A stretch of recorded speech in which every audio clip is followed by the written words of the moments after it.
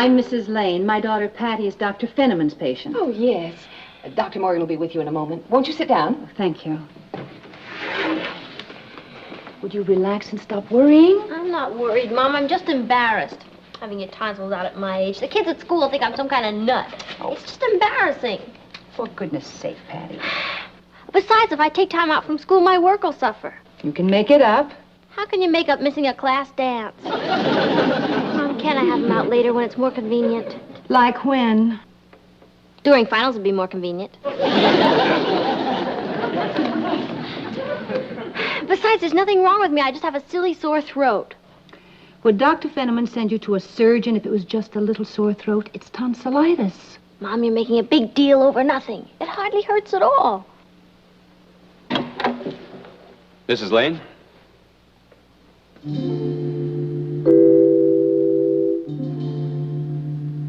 I'm Dr. Morgan. How do you do? This is Patty. How do you feel? Patty. Patty Lane. How's your throat? Oh, it's awful. Simply excruciating. Maybe you better go inside and I'll take a look at it. Thank you.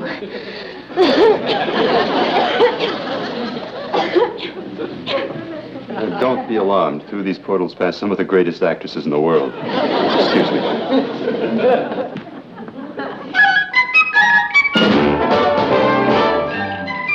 Meet Kathy, who lived most everywhere, from Zanzibar to Berkeley Square. But Patty's only seen the sights a girl can see from Brooklyn Heights.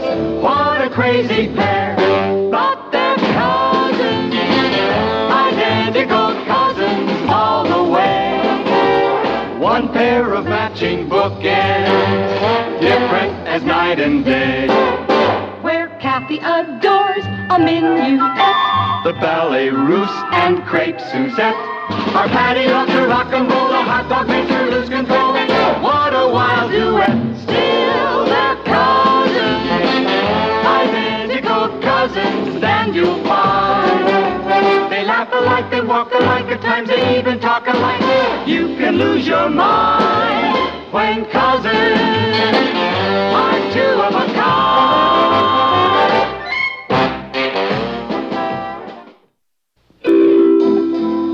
I get the feeling you're not too thrilled about having your tonsils removed. Whatever gave you that idea? And Dr. Fenneman told me about you. Well, he didn't tell me about you. Well, why don't you sit down and we'll take a look. Aside from your throat, have you had any other symptoms? Hot and cold and a little dizzy. Well, when did that start? A couple of minutes ago. You can sit back and relax.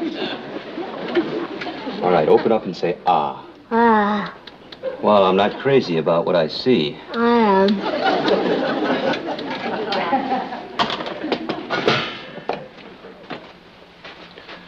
You can close your mouth now. How old are you, Patty? You mean chronologically? Well, Actually, I could have gone to college this year, but my parents didn't want to push me. Most people think I'm a lot older than I look. okay, I'll put down she's older than she looks. You're very sweet.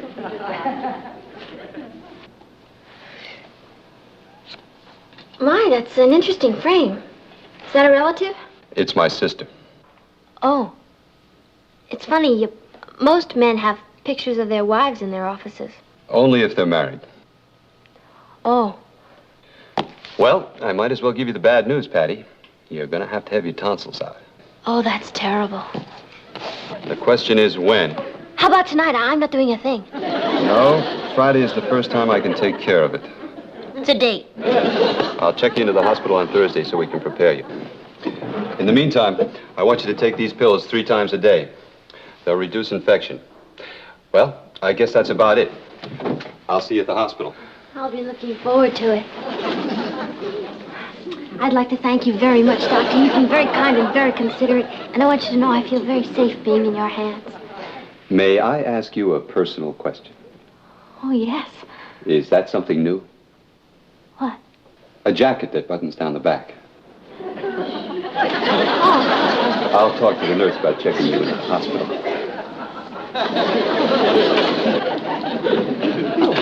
These came from the boatyard, Doctor.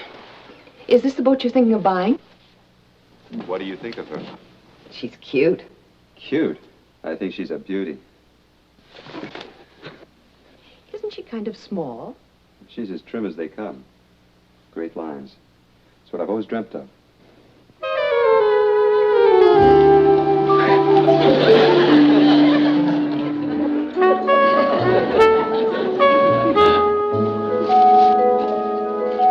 Kathy, I couldn't believe my ears. He said I was a beauty. Trim, with great lines. Patty, are you sure you didn't misunderstand? How could I? Mom was the only other person in the office. Still, don't you think you're going a little overboard with all of that? You don't think I'm going to wear my crummy kid stuff to the hospital, do you? What does he look like? Kathy, you'll absolutely flip when you see him. He's tall, with kind of streaky blonde hair, and way out eyes that kind of look at you. You know what he looks like? Have you ever seen Troy Donahue? Yes. Well, he's even better looking than that. Boy, am I glad I got an A in first aid. How we doing, hon? It balances. Got lucky, huh? What's all this? Bed jacket, negligee, and a nightgown. This stuff costs more than the operation. Well, I think Patty's got a little crush on the doctor. I thought I'd indulge her. Pretty good indulgence. Hey, how's this Dr. Morgan seem to you, anyway? Dreamy. But I mean, does he seem to know his business? Well, Patty and I were both very impressed with him. Well, I guess he does know his business. Hello? Oh, hello, Dr. Morgan.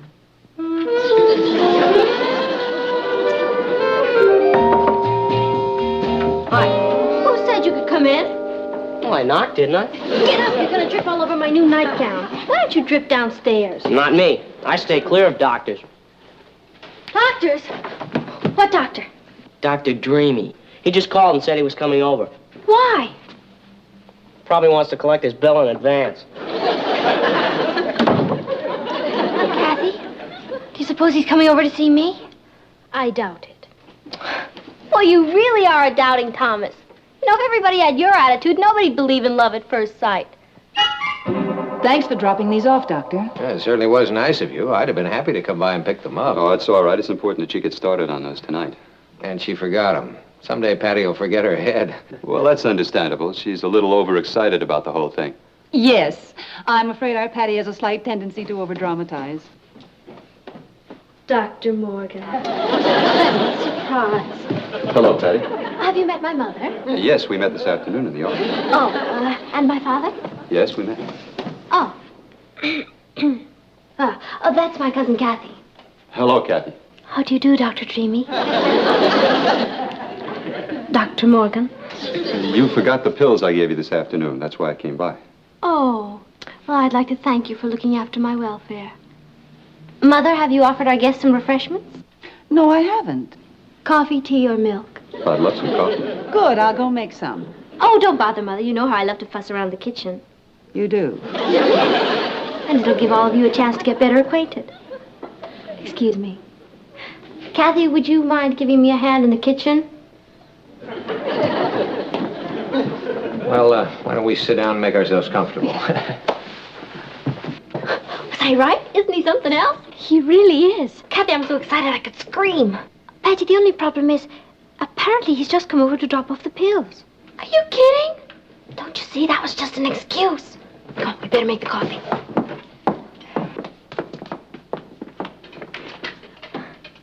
How do you like her? She's a beautiful model. Yeah, it's a model of a boat I used to race on. Oh, really? Maybe you could give me your opinion. I was thinking of buying this sloop. Isn't she a beauty? Well, I can understand why you were carried away. I saw her just once, and I couldn't forget her. Everything all right, girls? Yeah, everything's fine. Well, what do you say, Kathy? Pat, you're the luckiest girl alive. I know. Oh, boy. I hope that's not Richard. Hi, Mr. Lane. Oh, hello, Richard. Come on in.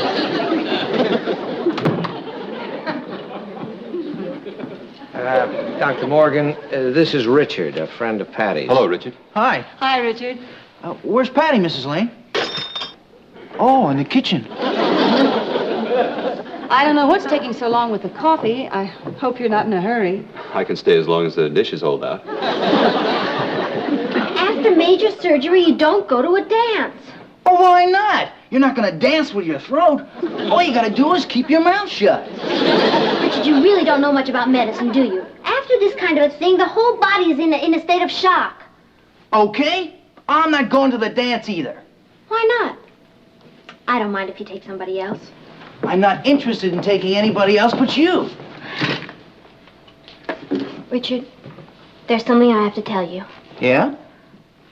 You've heard of puppy love. Yeah. Well, there's nothing wrong with it. It's very sweet and very romantic. But like everything else, one day the puppy grows up. Do you understand? Hey, that's great! Well, where is it? What? The puppy they gave you because you're going into the hospital.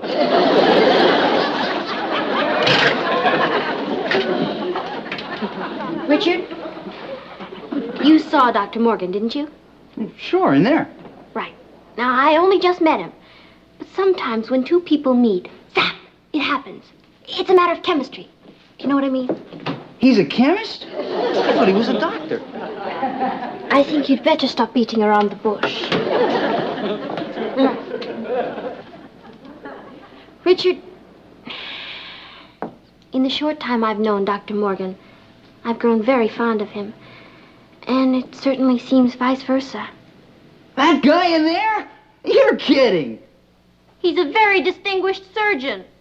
He's an old man is what he is. Of course you're hurt now. But one day you'll get over it and you'll realize that this whole thing is bigger than both of us.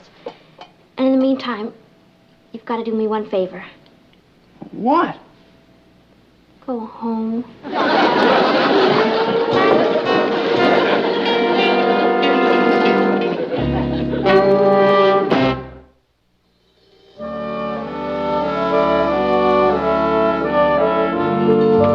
Dr. Summers, third floor reception, please. All I can say, Ross, is he's just too beautiful to be true.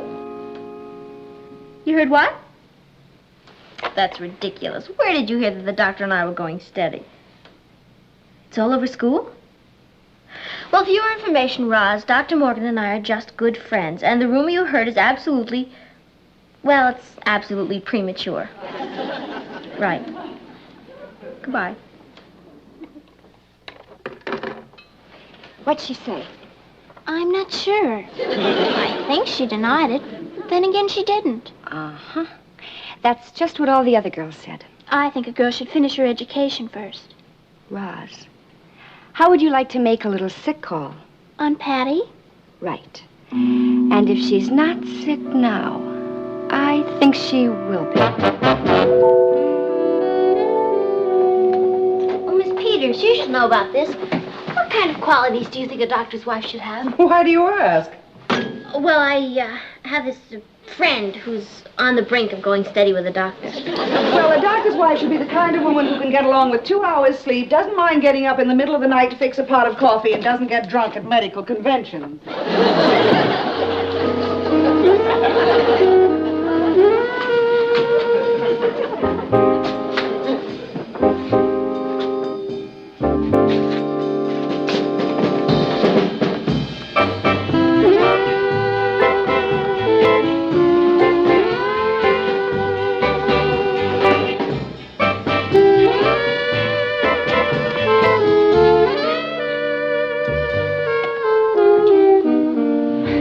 Hi there. What are you doing out of bed? Oh, it's been so long since I've seen you. I just left you half an hour ago. Oh, was it that recently? Well, as long as I'm here, I just thought I'd mention something in passing that may interest you. I don't drink. Well, I'll make a note to the dietitian not to put any martinis on your tray. Oh. Is that your sailboat? Yeah, I just made an offer for her. Isn't she a beauty? She? Well, nautically speaking. She's a little small, but she's as trim as they come.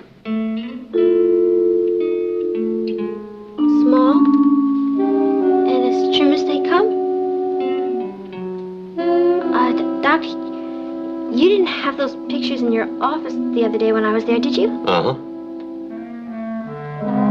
And you had them last night at our house. Yeah, as a matter of fact, I was showing them to your father. Oh. Something wrong? My heart had just stopped beating. Excuse me.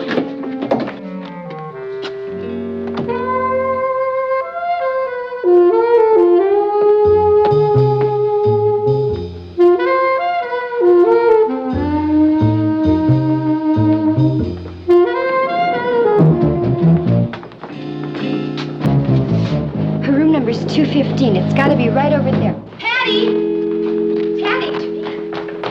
Hi! What are you doing here? We just thought we'd drop in and see how you were. Where is he? Who? Who do you think? Dr. Morgan. Oh, him who? He's, around. Well, we're dying to meet him. Oh, well, he was just called out on an emergency in Flatbush. You just said he was around. Oh, well, that's it. He is around. In Flatbush, trying to find the emergency. Dr. Morgan. Yes, Miss Peters. Dr. Morgan? You're just too groovy. Oh, Patty, you must... Oh, look, a terrible accident. Where? Calling Dr. Paisley. Calling Dr. Paisley. I'll get this one, Joe. You get room 203.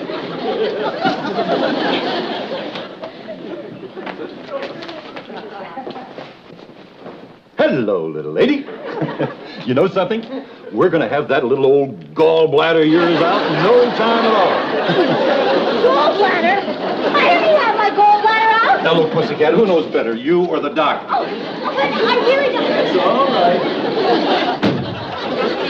I'm not a doctor, but I can tell you this. A lot of people get along just swell without a gallbladder. Oh, but it's a mistake. I keep telling you, it's a terrible mistake. Yeah, well, they'll be ready for you in a few minutes. Please. Relax, pussycat. Relax.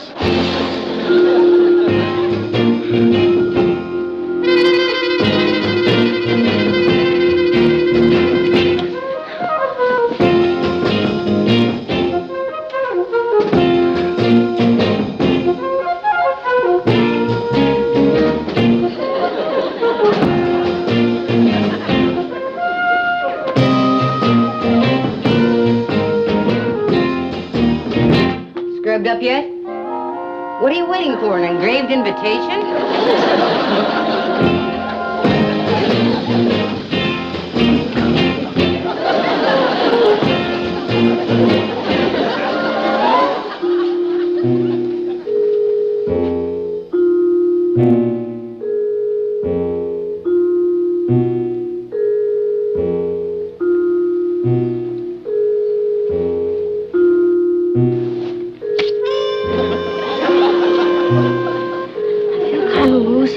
First time? Clamp your teeth together.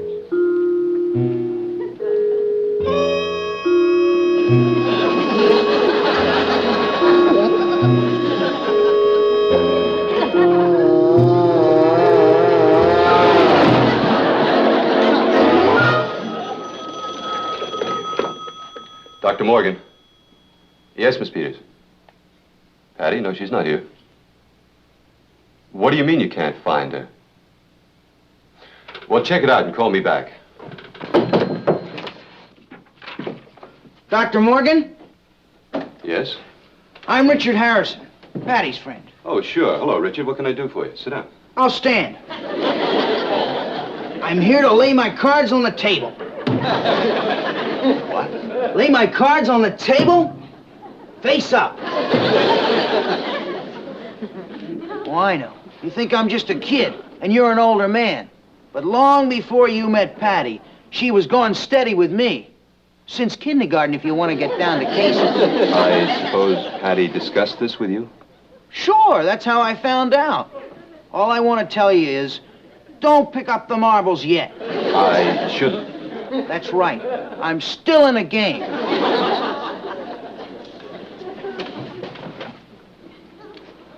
Richard, I didn't know about you.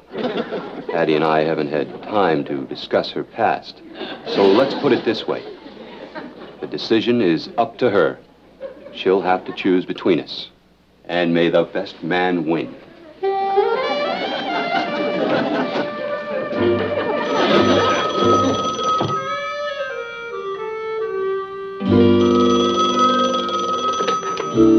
Dr. Morgan. Yes, Miss Peters. You found her where?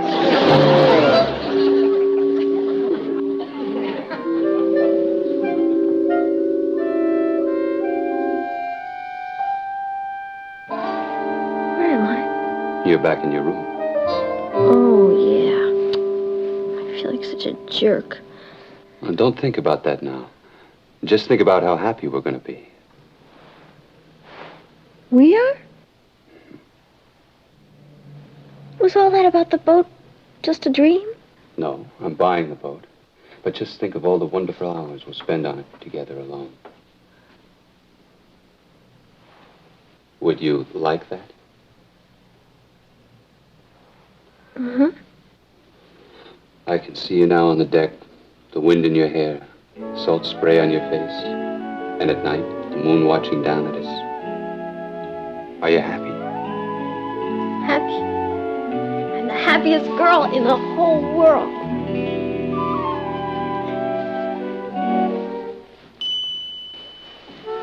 I'd like you to rest now.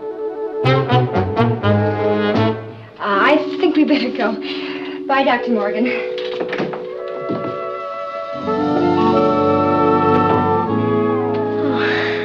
How can I ever thank you, Doctor? By taking a nap, I want you to get plenty of rest before the operation tomorrow. Okay. But you know what you just did? You saved my reputation Reputation? as the biggest liar in Brooklyn Heights High School. Oh, boy. What am I going to tell the kids when I get back to school? Well, I imagine a girl as talented as you could think of something. Well, why don't you tell them you dumped me? Mm-mm. They've seen you. Well, you could tell them, I've got it. The letter. what letter? The letter from Dr. Schweitzer inviting you to come to his jungle hospital and work with him. What choice did I have? I couldn't keep you from dedicating your life to such a worthy cause. So I decided to be noble and give you up to the world. We discussed it like intelligent, sophisticated, civilized people, and came to the only conclusion possible. That each of us must go on his own way, pursue his own life, knowing that a broken heart will mend in time.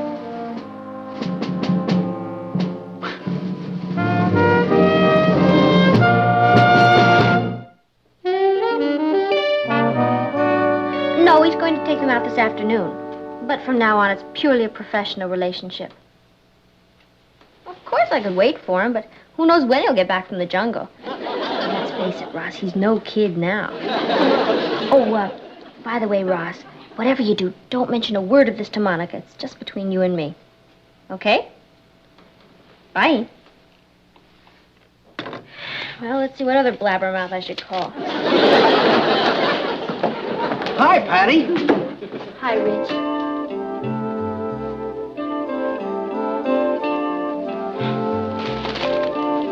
Thank you. They're beautiful. I came as soon as I heard the news. I thought I saw you going down the hall. Well, Richard, the best man won. Doc, look at it this way. There are plenty of other fish in the pool. On your way over to the jungle, you might meet a very nice girl on the boat. Oh, there's a lot of spinsters that go on those cruises. The thing to do is sign up for shuffleboard, see? And, oh, be sure and take a light dinner jacket. Go for that.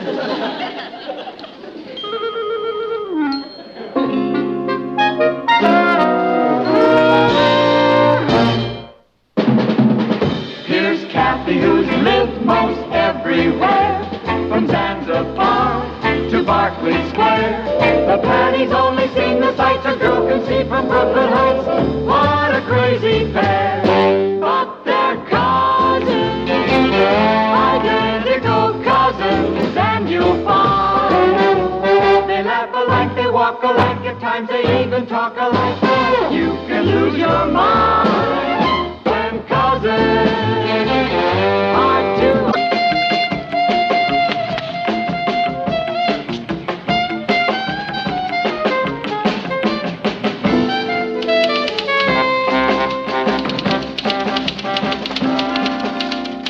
Hi, Papa. Kathy get home home yet?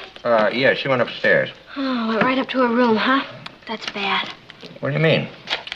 Papa, we're all gonna have to be especially nice to her. What happened? Just about the worst thing you can imagine.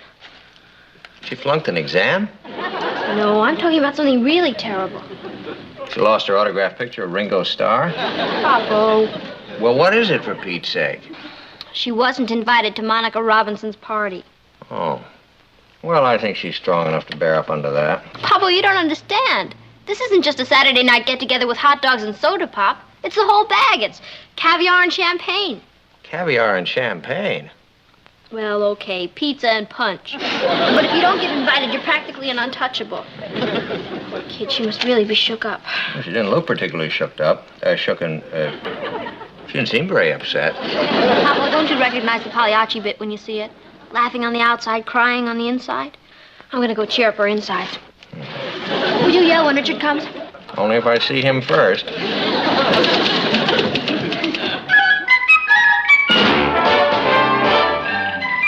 Meet Kathy, who lived most everywhere, from Zanzibar to Berkeley Square.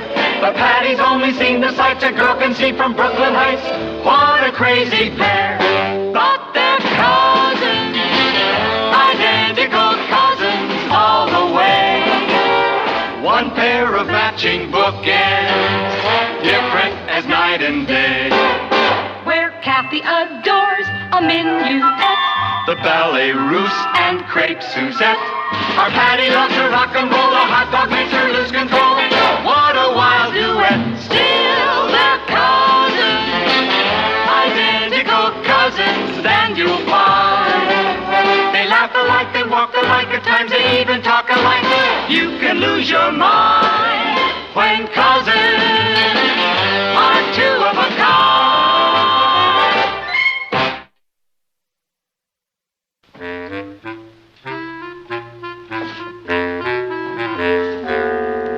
Kathy, I know how upset you are about not being invited to Monica's party. I'm not upset, Patty. I hardly know Monica. Cousin, this is your Aunt Patty. You don't have to pretend with me.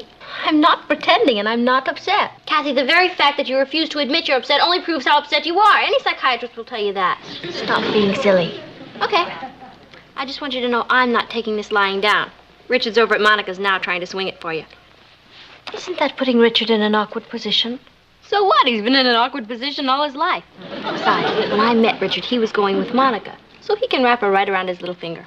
Hey, Patty! There he is. I'll be right back.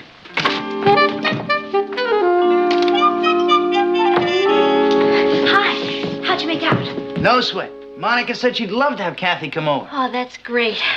There's just one little complication, Patty. It seems when Monica invited me, there's something I didn't realize. Yeah? Well, you see, she expects me to be her date. What? Yeah, and that kind of puts me in an awkward position. That's okay, Richard. I understand. You do? Really? Oh, sure. You go ahead to the dance and have a good time. Enjoy yourself. There's just one little thing I want you to do for me. Well, sure, Patty. What? Get out of here, you ankle biter, and never show your fangs around here again!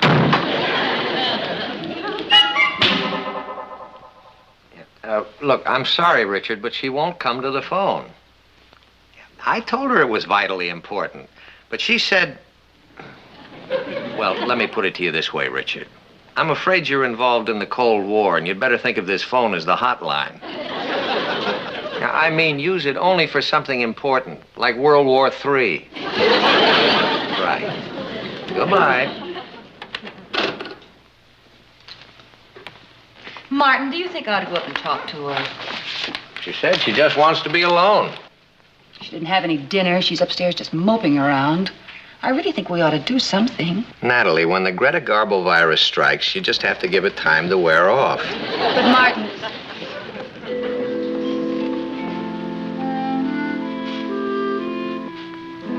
How you feeling, Patty? Fine. Would you like a sandwich, dear? No, thank you, Mom. I just came down for a glass of water. I'll get it. What's wrong with the upstairs water? Doesn't have an audience. Patty, before you slam the door... Who is it, Patty? Nobody.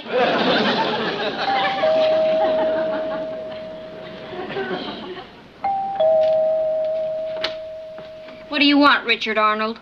Richard Arnold? Benedict's brother. Patty, will you please open the door? I've got some great news for you. You taking me to Monica's party? Well, no, but...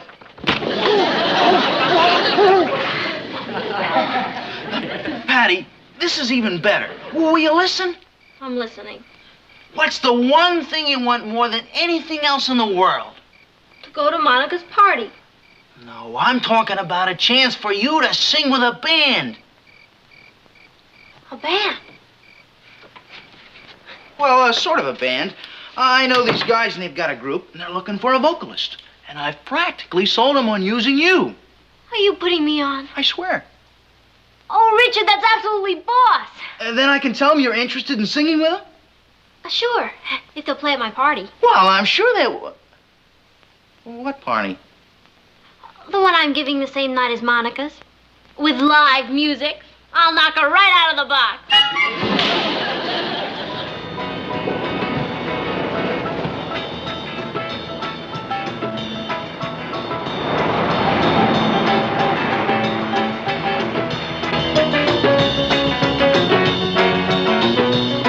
Hi, Nat. Hi, Nat. Hi, dear. Yeah. Why don't you ask the girls to turn that down? I could hear it a block away. I'm afraid that can't be turned down.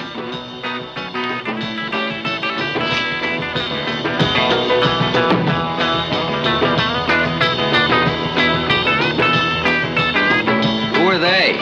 The Shin Dogs. I don't care what's ailing them. I just want to know who they are.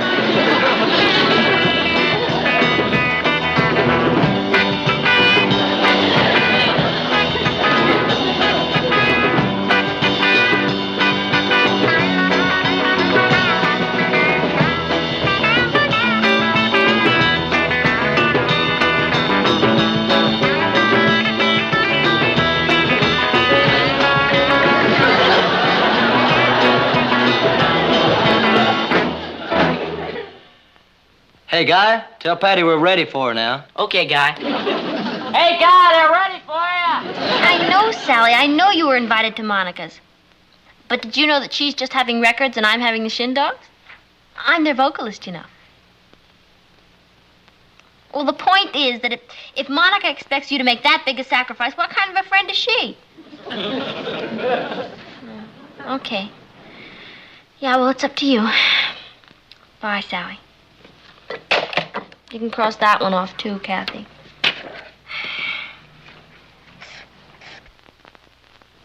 Will you make the rest of the calls while I go down and rehearse with a group? All right, Patty, but it really doesn't seem much use. We'll keep at it anyway, okay?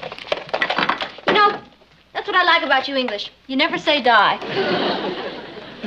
It's not only that I mind her having a party, I don't like her doing it to retaliate against Monica. I think we ought to do something. How about an anonymous call to the police? I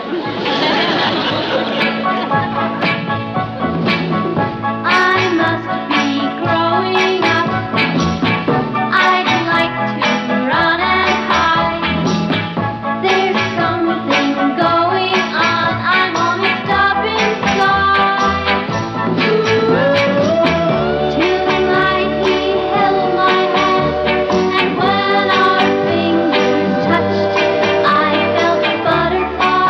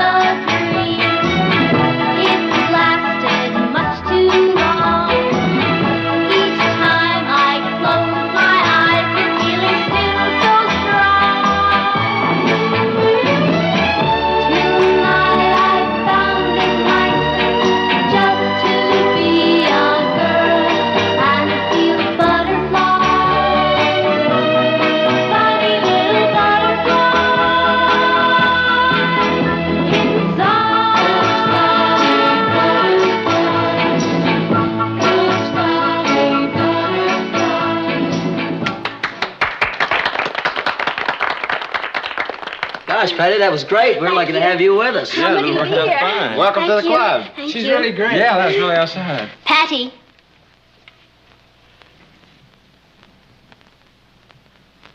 Couldn't get anybody? Wait a minute. Excuse me.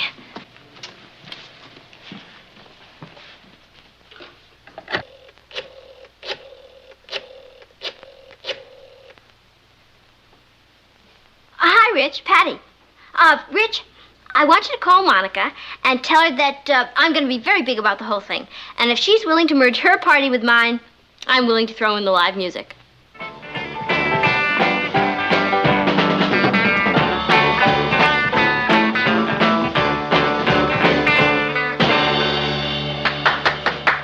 Patty, you found out which party we're going to play at? No, but Richard should be here soon with the latest developments. I sure hope you guys don't mind playing up here, but my folks thought it'd give us a little more elbow room. Oh, no sweat. This is fine. Good. Did you talk to her? What'd she say? Well, her reaction was generally very favorable. Generally? Well, as far as the group coming over, that's great with her. But she was kind of bugged about one thing. Me. Well, you gotta expect it, Patty, after the way you sabotaged her. I see. That means I'm wiped out. That kind of leaves us in a bind. What do we do now?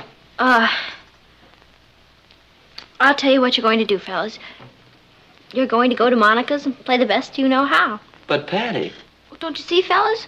This is the break you've always been waiting for. I mean, everybody who's anybody will be at Monica's. Student council members, class officers, people who make decisions. I'll bet they even ask you to play at the prom. And then there'll be no stopping you. Nightclubs, movies, television. And when you're up there, fellas, I just want you to remember the little girl in Brooklyn Heights who didn't want to stand in your way. But what about you? Me? Forget about me. I really don't count. I'll get along. We're going to do the only decent thing. You are? Yeah. We're going to go to Monica's and play the very best we know how.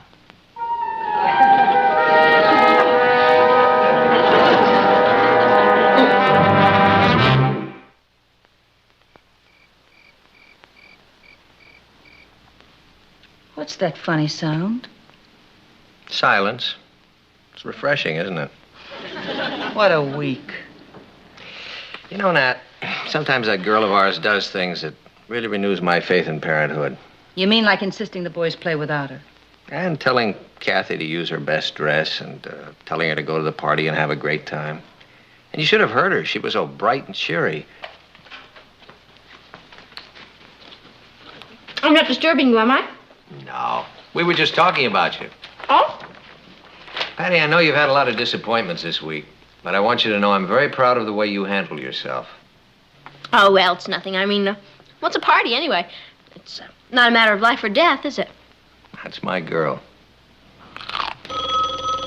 I'll get it.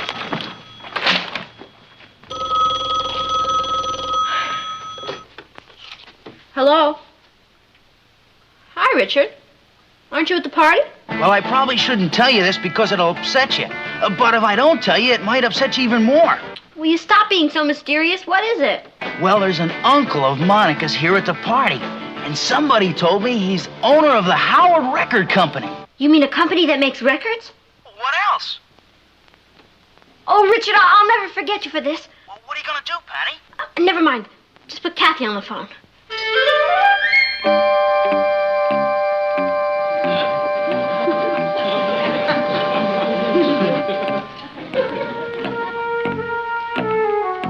Patty, Hi. where are you going, dear?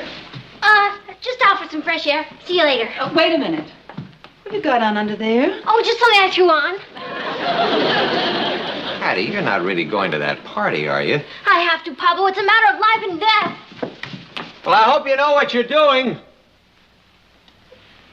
'Cause I sure don't.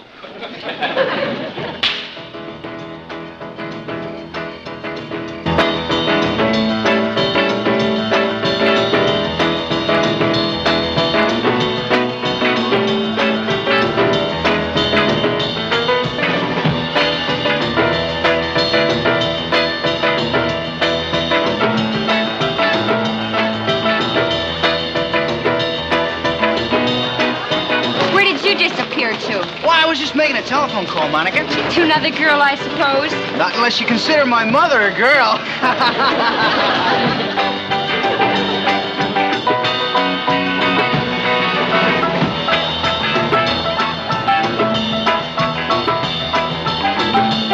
My, but it's warm.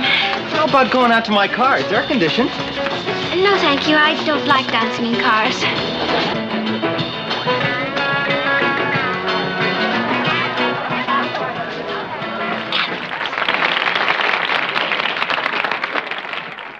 My, but it's suddenly gotten chilly, hasn't it? It has? Yes, would you mind getting me my sweater? I've got a heater in my car. With long sleeves? Thank you. Her uncle's still here. Hurry up. Go on. Kathy, I don't know how to thank you for this. That's all right, Bet.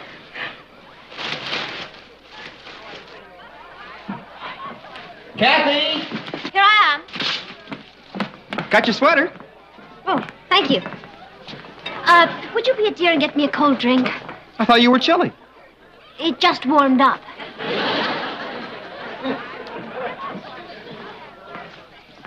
Oh, Kathy! Oh, Monica. My, that's a lovely dress. Thanks. But you said that before. I did? Well, you know the old saying, hear a compliment twice, you'll know it's nice. I never heard that. Of course you did. I just told it to you. Excuse me, there's someone I'm dying to meet. Kathy, I want you to meet my uncle. That's who I'm dying to meet. He just flipped when I told him you were English. Uncle Howard, Yes? this is the girl I was telling you about, who's from England. How do you do? It's a great pleasure indeed. Nice to meet you. What part of England are you from? Do you know London very well? Know it. I spent 3 years there. Is that where you live? No, but it's a great place to visit. Yes. What city are you from? Wickenham Criffet on Clough, but we call it Whiff. Clough? I don't seem to recall any river by that name. Oh, well, perhaps that's because it dried up many years ago during the drought. Drought? In England? Of course. That's what caused the potato famine. Oh, that was in Ireland. Oh, well, it spread to England during the Middle Ages. Really? Of course. Thus the expression Middle Age spread. What? Excuse me, I promised this dance to someone.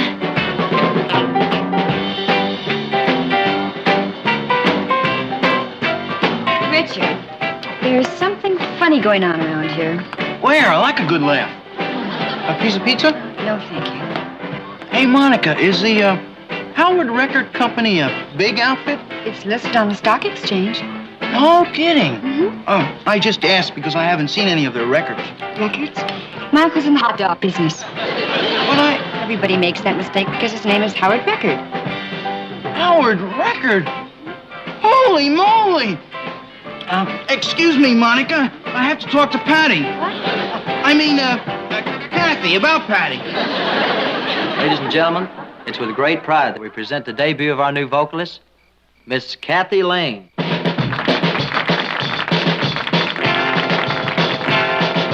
I've got a neighbor, he's a nice young man, lives just across the way. And every morning when he goes to work, you can hear him say,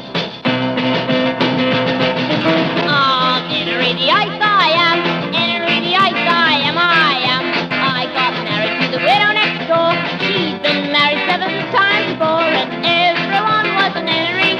She wouldn't have a Willie or a Sam. I'm a right old man, I'm enery. Enerity-ite I am.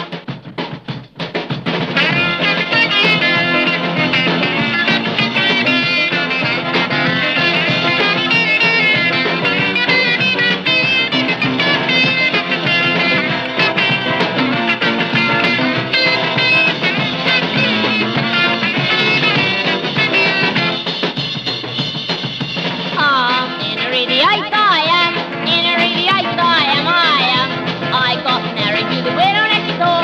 She'd been married 7 times before, and everyone was an enery. She wouldn't have a Willie or a Sam. No, Sam. I'm a right old man, I'm enery. Enerity-ite I am. H-E-N-R-Y. Enery. Enery. Enery. Enery. Enerity-ite I am. Enerity-ite I am.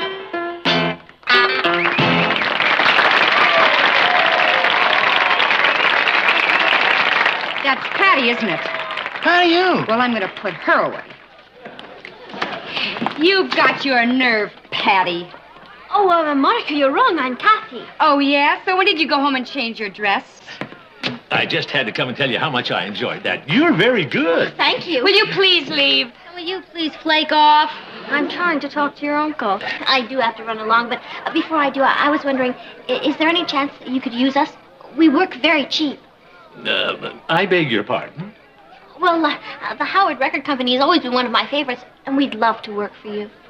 Well, I'm a little confused. Why would you want to work for my company? Oh, let's face it, every singer likes to make records. Oh, what? Records? You mean you thought... Patty, let me present my uncle, Mr. Howard Record of the Howard Record Company. He makes hot dogs. Hot dogs? Oh, the best. Oh, wait till I tell the gang about this. They'll die laughing. Now, wait a minute, Patty. You gotta remember, I went way out on a limb for you. Richard, do me a favor. The next time you decide to go out on a limb, just keep right on going.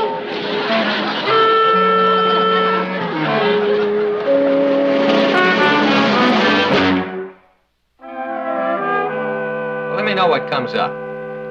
Right. Oh, good morning, Patty. Morning, Papa. Say, do you have a minute? I'd like to talk to you. Okay. In here or in the den? What's the difference? Oh, I just want to know if it's going to be a long or a short lecture. It isn't going to be a lecture, hon. It's just going to be a chat. Oh. Let's sit down. If it's just a chat, can't I stand up? Sit down. It's a lecture.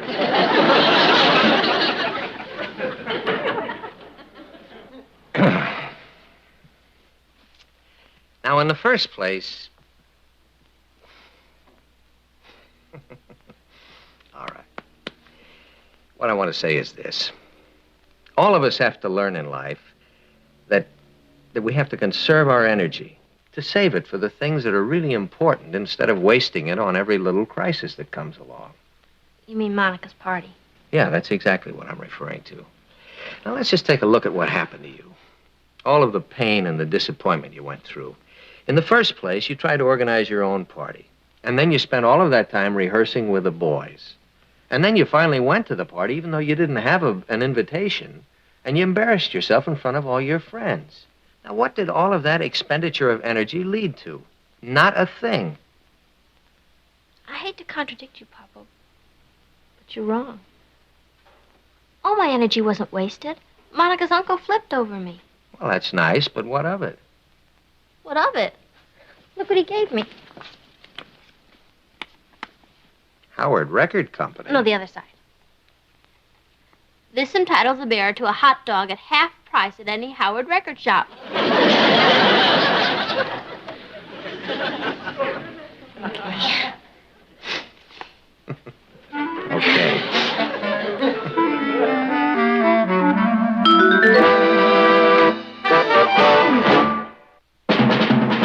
Here's Kathy, who's lived most everywhere, from Zanzibar to Berkeley Square. The Patty's only seen the sights a girl can see from Brooklyn Heights. What a crazy pair!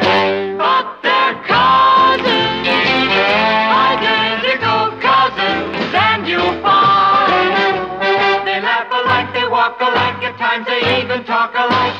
You can lose your mind when cousins are two of a kind. Invented a new capsule. I'm about to send it into space. It's pretty funny for a mother.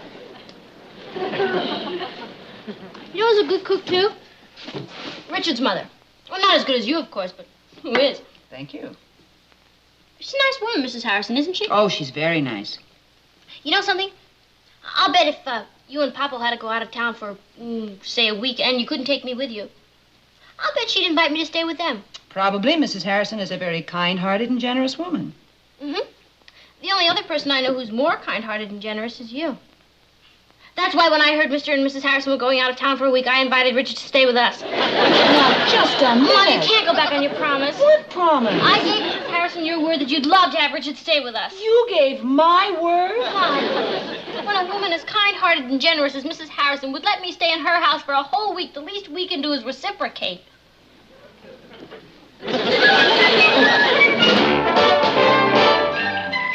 Meet Kathy, who lived most everywhere, from Zanzibar to Berkeley Square. But Patty's only seen the sights a girl can see from Brooklyn Heights. What a crazy pair! But they're cousins, identical cousins all the way. One pair of matching bookends, different as night and day. Where Kathy adores a minuet, The ballet russe and crepe Suzette. Our Patty loves to rock and roll, a hot dog makes her lose control. What a wild duet! Still they're cousins, identical cousins, and you'll find they laugh alike, they walk alike, at times they even talk alike. You can lose your mind when cousins are two of a kind.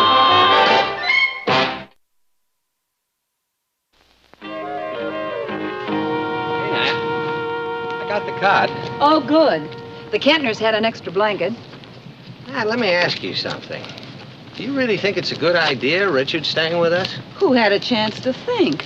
I was so dazzled by your daughter's logic, I was happy to quit while I was ahead, before she talked me into adopting him. He can blind you with footwork. Oh, well, it'll all work out. It's only for a week. Hi, Mrs. Lane. Hi, Mr. Lane. Hello, Richard. Patty, Richard's here. Well, welcome to the harem. Harem? That's a good one. That's because there's so many women around, huh? You get a wonderful sense of humor, Richard. It'll be a real joy having you here this week. Hi, Rich. Hi. We got you set up in Ross's room. Hey, that's great.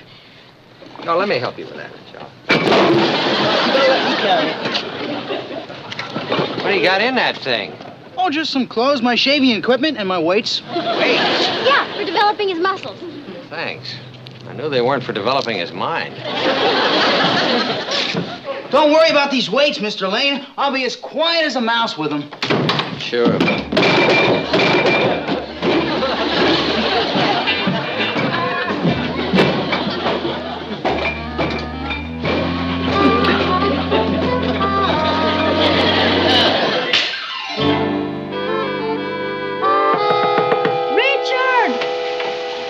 Forget it, Kath. Ross, what are you doing up so late? I've been trying to get in there for hours. Kathy, all through? All through? I haven't even started. Richard's more of a bathroom hog than you are. Oh, that's part of his physical fitness program. First he takes a cold shower to stimulate his blood, then he takes a hot shower to calm him down, then he takes a cold shower to tone up his muscles, then he takes a hot shower to make him sleepy. You're joking. No. What's wrong with a person wanting to be clean? Well, nothing. Only aren't you afraid he'll drown? Oh, hi, girls.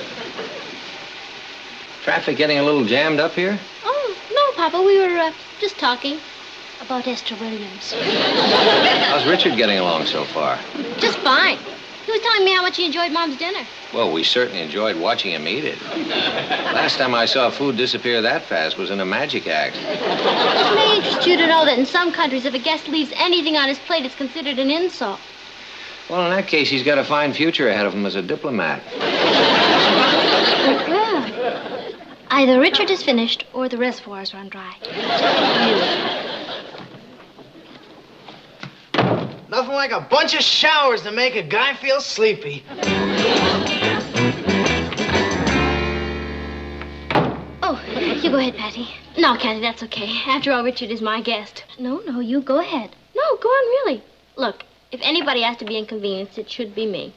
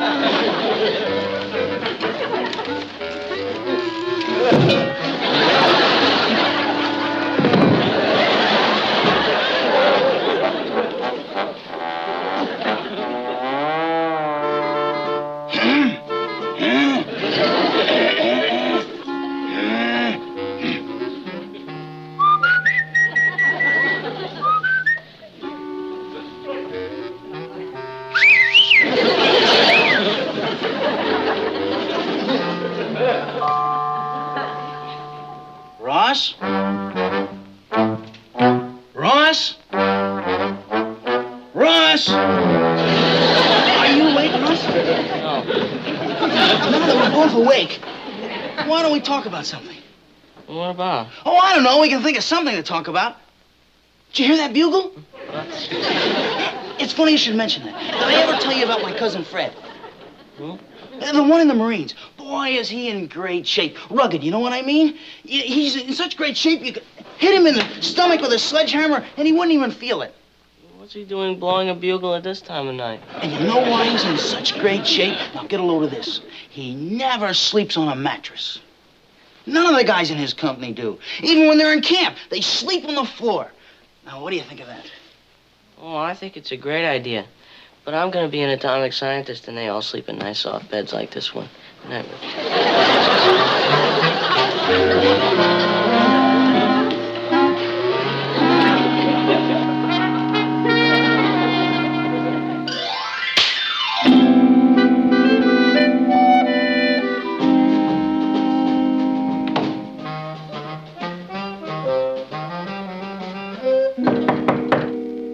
Okay, you sleepy heads, you better get with it. You're gonna be late for school. What's that? Either the house is on fire or Richard is awake. Wow, sure makes a good alarm clock, doesn't he? Oh, yes. Every night before we go to bed, we can wind him up, pull out his tongue, and he'll go off at the crack of dawn.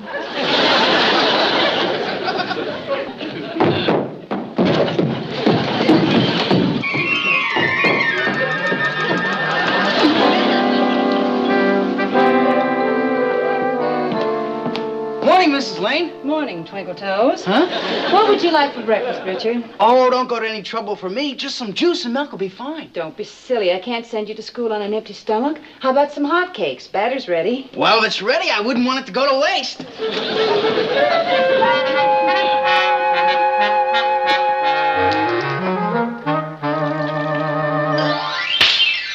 But why do we have to pick up after Richard? We don't. I do. It's part of my deal with Mom. I never thought it possible, but he's even sloppier than Ross. Oh, come on, Kathy. Boys are not supposed to be neat. And besides, it only looks sloppier because Richard's clothes are bigger.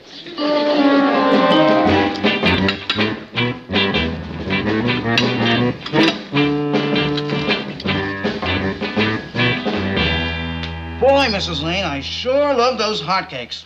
But the bacon and eggs were great. Well, I'm glad we didn't have to worry about him going to waste. I better get my things together. Are you sure that'll hold you until lunch? I'll pick up a couple of candy bars on the way to school. I'm gonna get my books. Okay.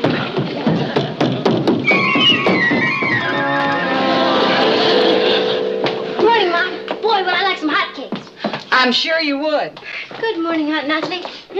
I'd like some bacon and eggs. They smell delicious. I'm afraid the smell is all you get, Kathy. Richard didn't leave much else. Oh, well, that's a great compliment, Mom. It shows how much he enjoys your cooking. Oh, believe me, I'm flattered. But until I can stock up again, why don't you two have breakfast out this morning? It'll make a nice change. All right, thank you. Don't bother giving me any money, Nat. I'll eat breakfast here. Guess again, Mr. Hubbard, the cupboard is bare. Richard? It was like an invasion, the appetite from outer space. That's not fair. Richard's a growing boy. He burns up a lot of energy. Say that again. Good morning, Mr. Lane. Are you gonna be long, Patty? No, we're ready right now. Oh, you kids sure ate fast. Well, let's go. Have a good day. Goodbye. Isn't he too much? I mean, now, where else are you going to find a house guest like that? Bye.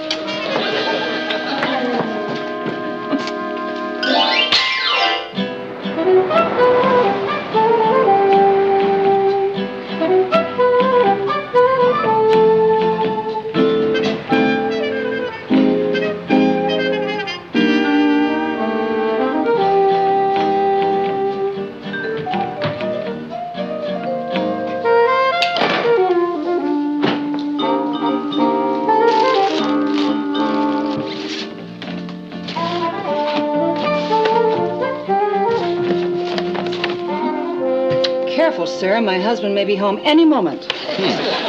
So what's all this stuff? Oh, I had a gay mad fling at the supermarket, stocking up on some of Richard's favorite foods. His favorite foods? Anything edible. You know, Natalie, I think you're right. About what? We have been invaded. Richard is a Martian. Do you think that's the answer? It's war on a fiendish scale. They're going to eat us into submission. Terrible way for the world to end.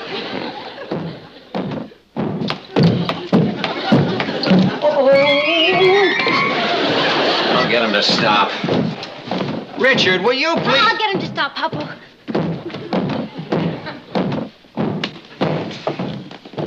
Natalie, why don't you put that where it'll be safe? Oh, no, it's become a game, and I am determined not to lose.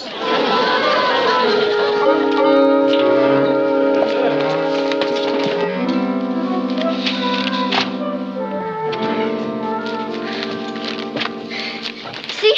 I got him to stop jumping. Good. He's working with his barbells now. They don't make so much noise. Good. That'll help his appetite. He's wasting away. Oh, we got a card from Richard's folks this morning. They're having a wonderful time. Wish I was there.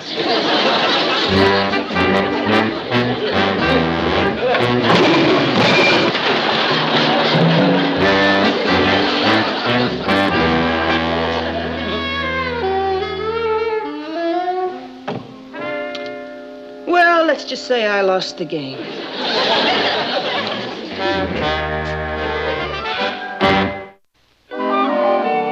One moment, please. I'll call him. Richard! Long distance. Thanks a lot, Mrs. Lane. Hold it, Nat. Huh? There's nothing to save. I keep forgetting. Hello? Oh, hi, Mom. Oh, wow. We're having a ball. No, I won't forget.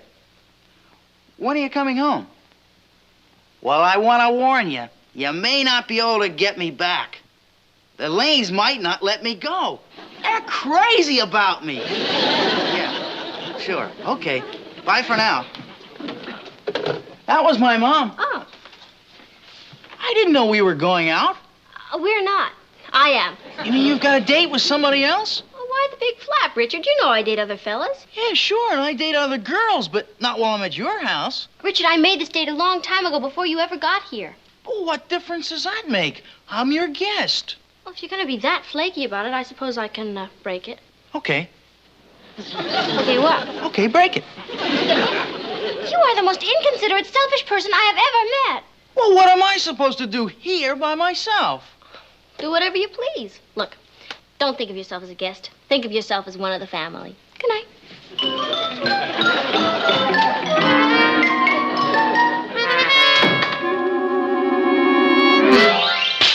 I mean it, Freddie. If you like poetry, you'll absolutely flip for this book. It's a collection of the lyrics from all the Beatle albums. It's... Richard!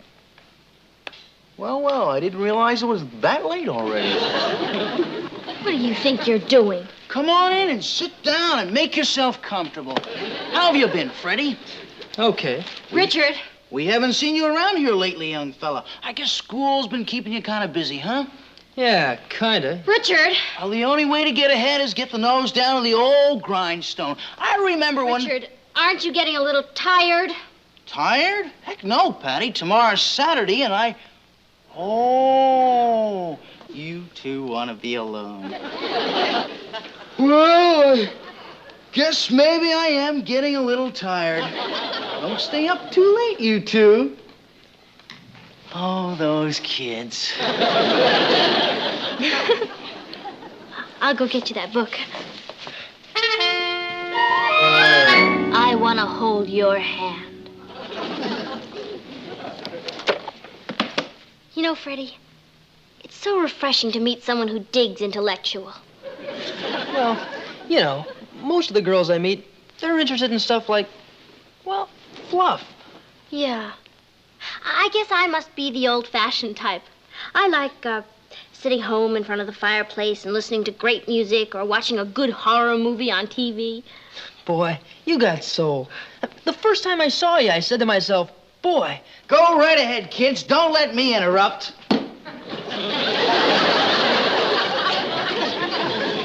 What were you saying, Freddie, about The first time you saw me? Oh, yeah. The first time I saw you, I said to myself, You kids want something to eat? No! Thank you. Go on, Freddie. huh? Where was I?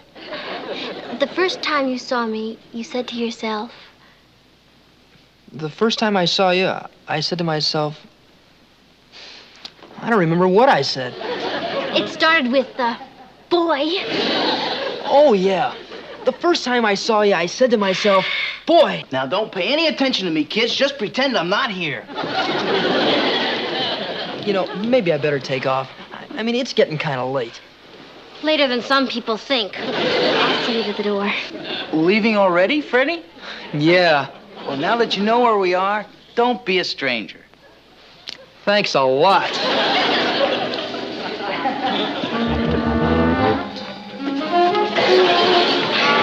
I had a wonderful time, Freddie. Thank you. I'll call you tomorrow, Pat. Okay, bye.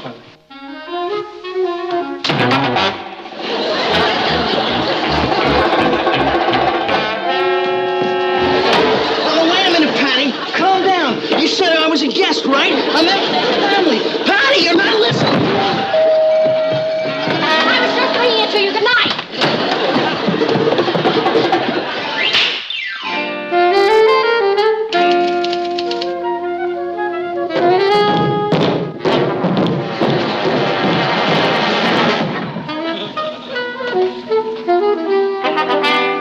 Sorry about that. I dropped my shot put. Oh, that's all right, Richard. I'm going down to practice now. Fine. See you later. Well, he may not be too bright, but he's clumsy. Stop. What do you think Ross is going to be like in a few years? You trying to get me to leave home?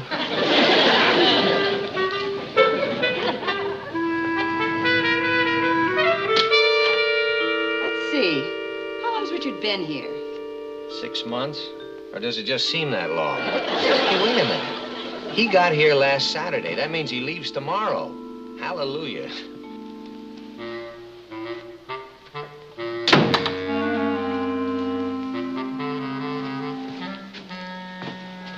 I forgot my money.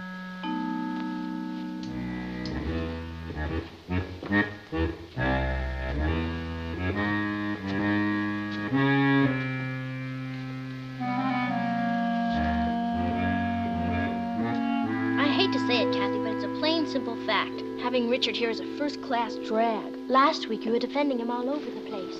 Well, that was last week. I'll tell you something. You never know a man until you've lived under the same roof with him. That's original. I'm sorry to have to say this, too, but Richard is inconsiderate and stubborn, and he eats like an army of warrior ants.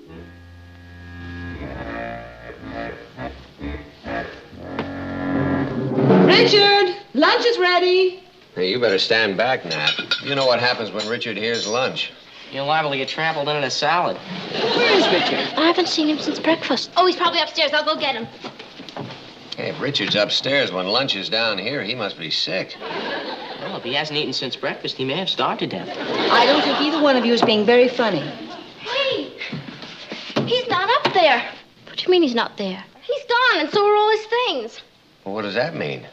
Do you suppose someone could have hurt his feelings? Oh, boy. When am I ever going to learn to keep my big fat mouth shut? You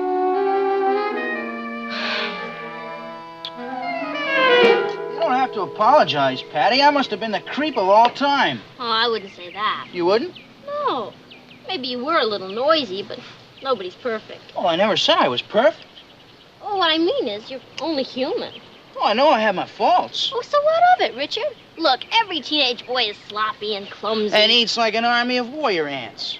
And is also an eavesdropper. Yeah, well, you're not so perfect yourself. Who said I was? And neither's your family. Hey, now, just a minute. Let's not get personal. What's wrong with my family? All right, take your father. Boy, him and his corny jokes.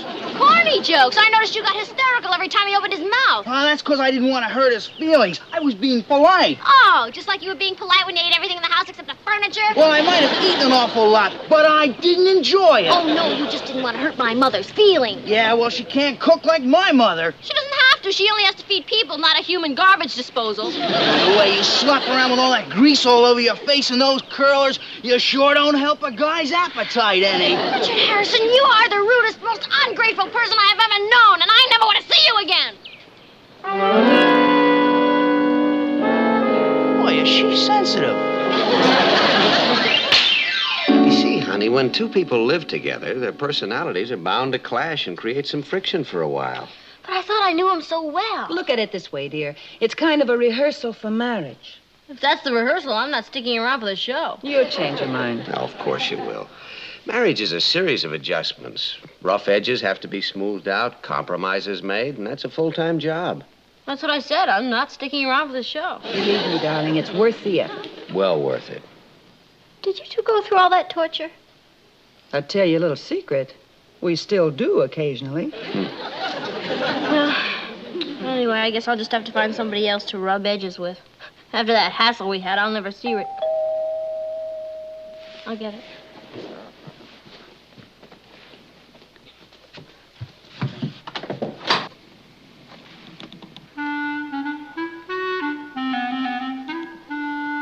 Richard.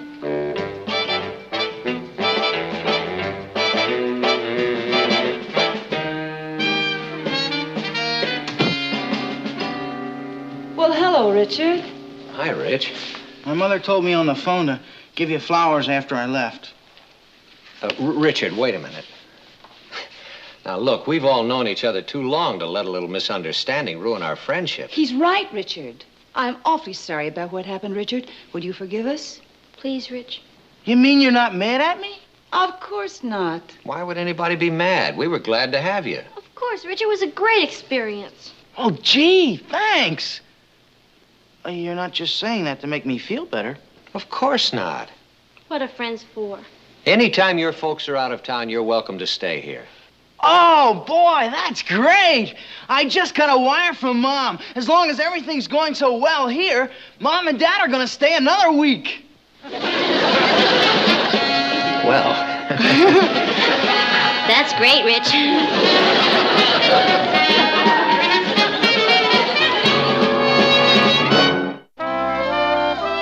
Eileen, you know, you really turned me on. Are you sure it's all right? All right. It's a guess. No, I mean my being here. Well, sure. Why wouldn't it be? I don't know. It's just kind of spooky. Your date bringing you to another girl's house. Oh, don't worry about that. The Lanes want me to feel like one of the family. I know, but you know still... what I said to myself the first time I saw you? Richard. That's right. I said to myself, Richard.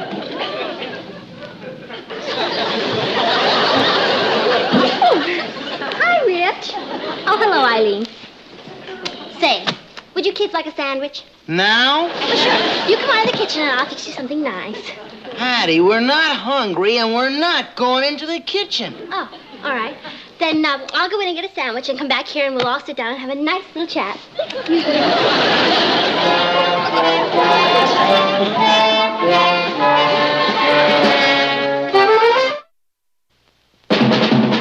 Here's Kathy, who's lived most everywhere, from Zanzibar to Berkeley Square. The Patty's only seen the sights a girl can see from Brooklyn Heights. What a crazy pair! But they're cousins, identical cousins, and you'll find they laugh alike, they walk alike, at times they even talk alike. You can lose your mind when cousins are two of a kind. I think it's swell. What do you really think? Hattie, will you cut it out? I've just decided. It's going straight into my closet. I'm not even going to inflict it on my poor family. Okay, Rembrandt, I'll see you tomorrow. Rich, Yeah? what do you really, really think? It's terrific, will ya?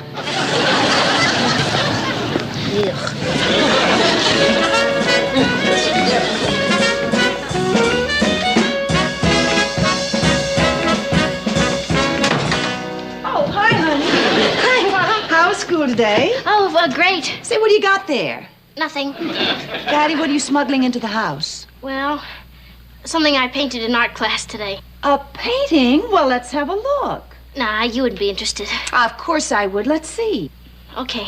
Now, Mom, if you absolutely hate, loathe, and despise it, and you will, you don't have to say it's wonderful. Patty, it isn't as though I were expecting a genuine Picasso. Oh, what? Oh, I think it's charming. I really do. It's in a style they call op art. It certainly is. That's a new school of painting. Yes, I know. Which I just flunked out of is what you're trying to say, isn't it? Not for a moment. Here, let's take it into the living room where the light's better. You really think you should? Certainly. Imagine, we've got a painter in the family. Meet Kathy, who lived most everywhere, from Zanzibar to Berkeley Square. But Patty's only seen the sights a girl can see from Brooklyn Heights. What a crazy pair! But they're cousins, identical cousins all the way. One pair of matching bookends, different as night and day. Where Kathy adores a minuet. The ballet russe and crepe Suzette. Our Patty loves her rock and roll. A hot dog makes her lose control. What a wild duet. Still they're cousins, identical cousins, and you'll find they laugh alike, they walk alike, at times they even talk alike. You can lose your mind when cousins are two of a kind.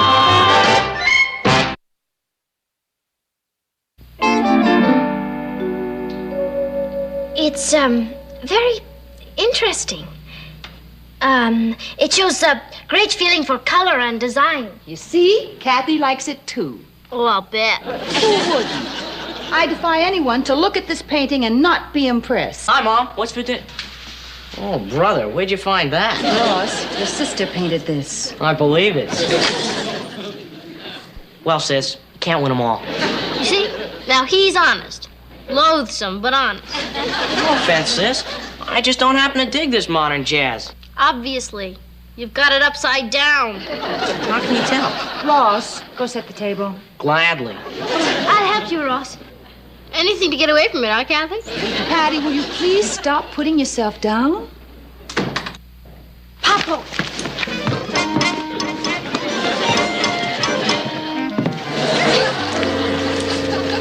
Hi, ladies. Hi, honey. How'd it go today? Oh, just the usual thing. Earthquake, war, shipwreck. What's new here? Guess who painted a picture in art class? Oh, you're not taking that up again. No. Patty. Oh, Patty. Show it to your father, dear. Well, it's really not very good. Well, I'll be the judge of that. Let's have a look. Okay. Hey, how about that? Our little Patty might turn out to be another Vincent van Gogh. Oh. You see? He said, oh, just the way you did. Isn't it interesting, Martin? Oh, it's fascinating. It's really very, what is it? It's called op art. Op is short for optical. You notice the way the design kind of follows you around the room? Mm-hmm. Yeah, there's just no way of getting away from it. It's very striking. Is that good? Oh, absolutely. I don't know anything about art, Patty, but I do know what I like. This isn't it. I said, and this is it. This is a first-rate job. You're not just saying that? Who, me? George Washington Lane, man known up and down Newspaper Row as Honest Abe. Oh, boy, Papa, I'm glad you like it. You too, Mom. I know I'm no great shakes as a painter, but when I do something, I like it to turn out well. And this painting did, Patty. It's just fine. Yeah?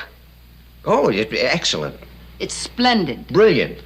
Fabulous. Magnificent. It is? Patty, it's not bad. Honey, honestly, in its humble way, this is a real work of art. Oh, boy. For that, I'll serve dinner and do all the dishes, too.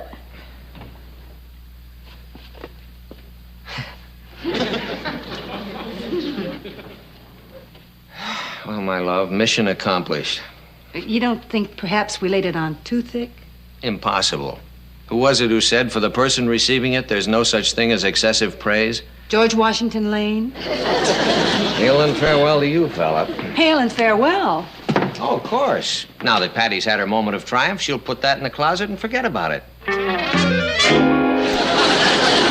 I'm speechless. I thought it was the least I could do after you made such a fuss over it. Do you like the frame? I helped pick it out. Oh, thank you, Kathy. That was very sweet of you. And it was her idea to hang it over the mantel, too. Excuse me. You know, Papa, I was going to put it in your study, so every time you looked up from your typewriter, there it'd be. Would you rather have it in there? Oh, no. I don't want to be selfish about it. Well, good. I mean, this way the whole family can share it. Hey, what's for breakfast? Skip it. I'm not hungry. You're getting a little static from your son, the critic, who wouldn't know a work of art if somebody busted it over his head. It means a lot to realize that day after day, this is going to be waiting for me when I come home from work. Just think, Papa, even years and years from now when I'm married and moved away, it'll still be hanging there. That's a beautiful thought.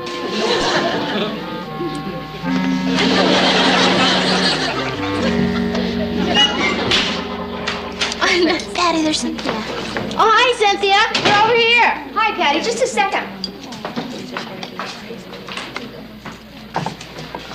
Louie, listen, about those 2 malteds I owe for. 80 cents. Well, I still can't pay. But look, Louie. Here's a painting that I did in school. That's a painting? It's called op art. It's the latest thing. In the chic galleries, it's in. In Louie's malt shop, it's out. Louie, get in the swim. Listen, cancel the 80 cents and this is yours. You can hang it up on your wall. Tell you what, you get that thing out of here, I'll not only cancel the 80 cents, I'll make you a free malted. It's a deal. Hi. Hi. What's with the painting? My daddy told me to get it out of the house. My dad told me to put mine in the attic. We don't even have an attic. Must be terrible to have parents who don't appreciate the finer things. Get her. I suppose your parents flipped when they saw yours. No, not exactly. They merely said it was brilliant, charming, magnificent, superb, and a great work of art. That's what they say. Next thing you know, it's attics, Phil. Depends on the caliber of the painter. My painting's hung over the mantel. I don't believe it. It's true. We put it up this morning. This morning? That gave your folks all day to get rid of it. Very funny. Okay. My painting is available for public viewing at any time. Well, don't count on it, Patty. Your mother's probably using it right now to wrap up a fish. If that's what we're having for supper, I'm having a hamburger. No, it's not for supper. One of our neighbors brought it home from a fishing trip. I'm going to freeze it. Speaking of dead fish, Mom, when are we going to get rid of that painting of Patty's? Oh, Russ, I think you're being very unfair. I'm being unfair. Do you remember yesterday when Billy Watson came over and he got that stomach ache and we thought it was the apple he was eating? Yeah? Well, it wasn't the apple that made him sick. Will you stop exaggerating? Well, you saw it. He took one look at the painting, blinked his eyes, fell down and fainted. What about your homework? Who can study with that nightmare in the house? Every time I think of that painting, my little body starts to quiver. Well, you know, I seem to remember last Christmas, you brought home a couple of ashtrays that you had made. And everybody in this house was very polite about it. I'll make you a deal. You cover up Patty's painting with cigarette butts the way you did my ashtrays, and I'll be polite, too. Well, I happen to think that it's a very interesting painting. Tell me one thing you like about it, except for the fact that it can be used as a dartboard. Ross, one more word about that painting, and we're going to hang it in your room. I did...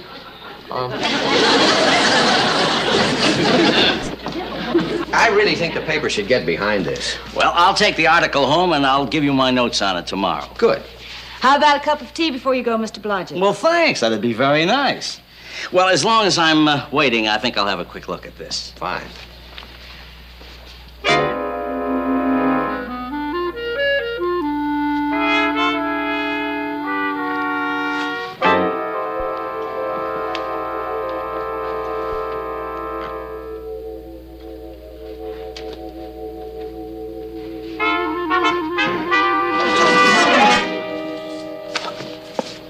Okay, I give up. What is it? Patty Lane original. Original what? Painting. Oh, I see. A painting Patty painted, huh? Yeah, in school. TJ, I want you to tell me honestly what you think of this. Honestly? Honestly. Remembering that you're Patty's godfather. I love it. Gee, I can't tell you how happy you just made me. Happy? Yes, because we have a tradition in this household. When a guest admires one of our possessions, he gets it. No, Martin, really, you're too kind. No, I want you to have it, TJ. I couldn't. I know what it means to you. No, TJ. If you knew what this meant to us, you'd take it. I really do have to run now, Martin. I'll see you later. What about your tea? Forget it.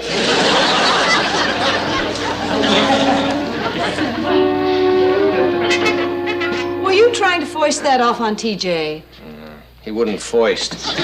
Darling, I'm afraid we're stuck with it. You know, there's a story in this morning's paper about a gang of art thieves. I wonder if they're available for odd jobs. Hey, do you suppose Blodgett has changed his mind? Dreamer.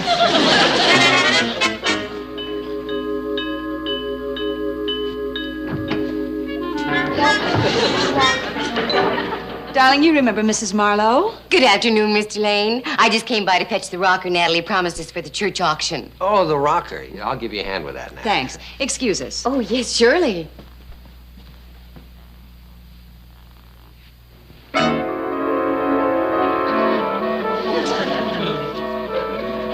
Interesting.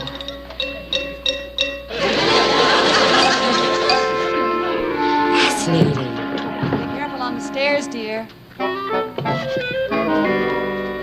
Well, here it is. Oh, thank you. My, that's interesting, Natalie. Is that something new? Oh, yes. We just acquired it. It's lovely. It is. I mean, it is. Very unusual. Only one of its kind. I'll bet it was very expensive. No, the value is largely sentimental. Every time we look at it, we choke up. Oh, dear. Then I don't suppose you... You don't suppose we'd what, Mrs. Marlowe? No, I can't ask you. Mrs. Marlowe, I beg you, ask. I was wondering whether you would even consider donating it. To your auction? Martin. It's yours.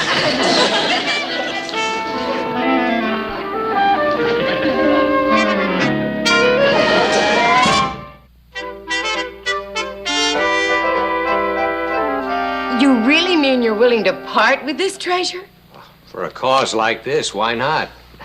What grand spirit. Martin, would you help me find a tag for the rocker? Excuse us, please. Oh, take your time. I'll just stand here and drink this in. I wonder what else she's been drinking. Martin, don't you think Patty might be upset if she came home and found her painting gone? Well, not when she hears that Mrs. Marlowe fell in love with it and insisted on having it for the auction. I know it's a compliment, Martin, but I think... No buts. Somebody up there likes us.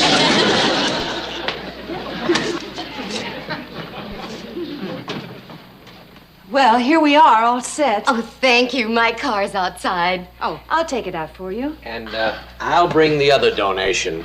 Aren't you a pair of darling people? Oh.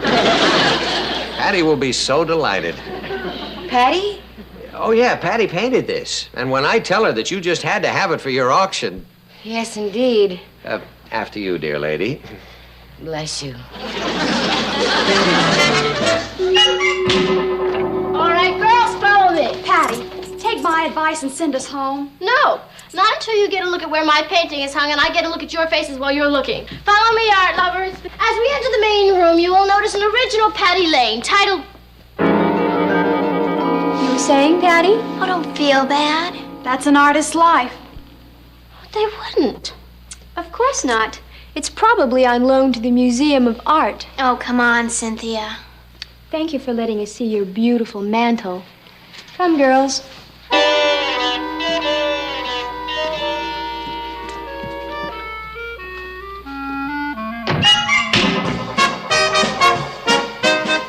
Patty, dinner's ready.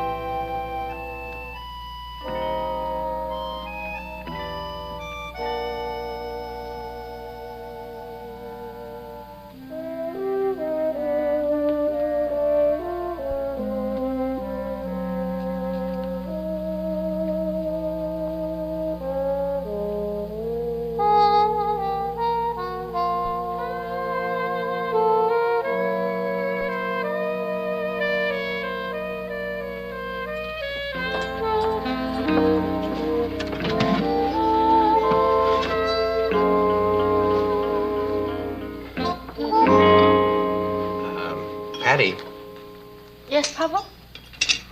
I suppose you've noticed your picture is gone. Picture? What picture? The painting you did. Oh, I'd forgotten all about it. Darling, wait until you're here. Mrs. Marlowe stopped by to pick up something for the church auction, and she fell in love with it. She did? She did? I mean, she did? Well, of course she did. Well, she was practically down on her hands and knees begging us to let her have it for the auction. My painting? Your painting. It's going to be auctioned at the bazaar. And sold to the highest bidder. Highest bidder. I'm dead. Why, Patty? There aren't gonna be any bids. It's just gonna sit there while people stare at it and make jokes, and I'll be so humiliated I want to die.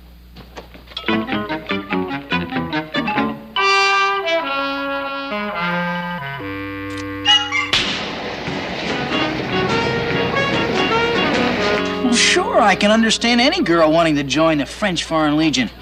But why especially today? Because tomorrow's the church bazaar when I become the laughingstock of Brooklyn Heights. Patty, will you stop worrying about that picture of yours? Richard, if I go to that auction and nobody bids for it, I'll just die of embarrassment. Well, there's a simple solution, you know. What's that? Don't go to the auction. That's what I love about you. You're so reassuring. Oh, will you stop kicking up such a fuss? I can guarantee somebody will buy that picture. But I've never been to an auction before. Well, what's the difference? They just put things up for sale and you bid on them. Yeah, but how? Oh, lots of buyers have different signs. Some touch their nose, some wink, and some wiggle their ears. What should I do? Don't take any chances. Raise your hand and yell. How high should I go? Well, as of right now, if you go any higher than $4.95, we're both gonna land in jail. Martin, you're not serious. You want me to pass up a golf game just to buy Patty's painting? I can't do it myself, TJ. It's got to be somebody outside the family.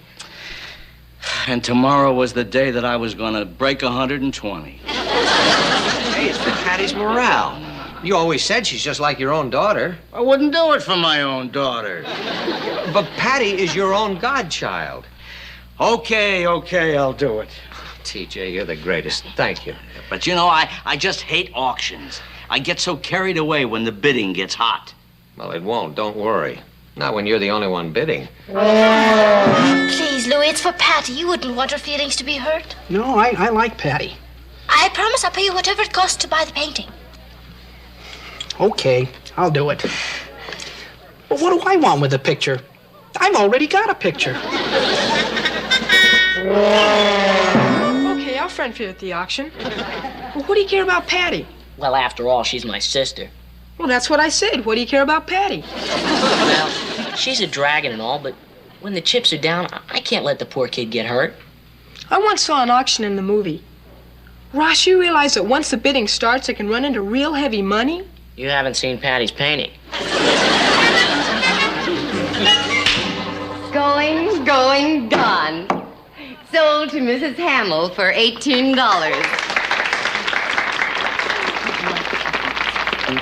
Thank you very much. I want to go home. Steady, honey. Now we have a very delightful example of modern art, painted by Miss Patty Lane and generously contributed for sale at this auction. Before the bidding starts, may I point out that this original, stimulating work of art is beautifully mounted in a beautiful frame that would be a desirable addition to any beautiful household. Why is she making such a fuss about the frame? Well, she's got to sell something. Furthermore, may I suggest that since we are bidding on a work donated by the artist herself, may I urge you to bid with open hearts? 25 cents. I hear 25 cents. 25 cents. 50 cents. I hear 50 cents. $1. $1. See, Patty, you thought nobody would bid on it. $1. I paid more for the brush. $1 is bid. $1. Do I hear more? $1.50. $2. $2 is bid. $2.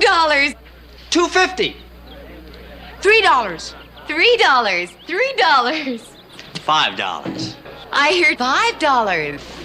Uncle TJ, what's he doing here? Why, he saw the painting at the house. He adored it. He couldn't wait to bid on it. $5. Do I hear more? $10. What are you doing with my money? Sorry, I got carried away. $10. 15. 17. $17. 19. $20. You nuts, Willie? I'll split the cost with you. $20 is bid. Do I hear more? 21. What's the matter with you, Willie? I can't help it. I'm very competitive. $21 is bid. $25. 30. Oh, it's all right, Louis. Let him have it. Not me. I know a bargain when I see one. $30. That's incredible. I know, it's a steal. $50. $50. Forget it. $50 is bid. 60. 65. 70. 80. $80. $80. $85. Louis, please, you'll be sorry later. 85. $85. I'm sorry now. 85 once. 85 twice. $100. $100. Going, gone. Congratulations, sir. It's yours. You betcha. TJ, I know you must really love my painting and never pay $100 for it. $100? I paid $100? $100 an artist.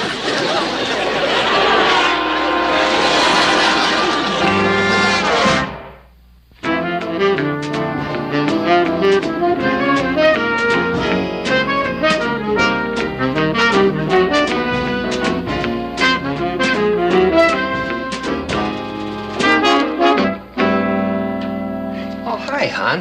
Hi, Papa. Patty? Uncle TJ asked me to come by and sign my painting. Isn't that sweet? Oh, he's a great guy. Yeah, I'll show you his office. I know where it is. I'll be right back. Excuse me. She's just walking on air. Oh, he's a prince, that TJ. I wonder what he plans to do with that painting.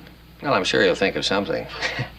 Say, I'm just about finished here. Why don't you hang around for a while and I'll give you a ride home? Good. I can't wait to walk into our living room. Now. Well, here's my patron, and he's got a surprise for you. Surprise? Mm-hmm. Yes, Martin. A little surprise. Isn't he the greatest? Martin, you know the old saying, one good turn deserves another. And now it's your turn to have and to hold.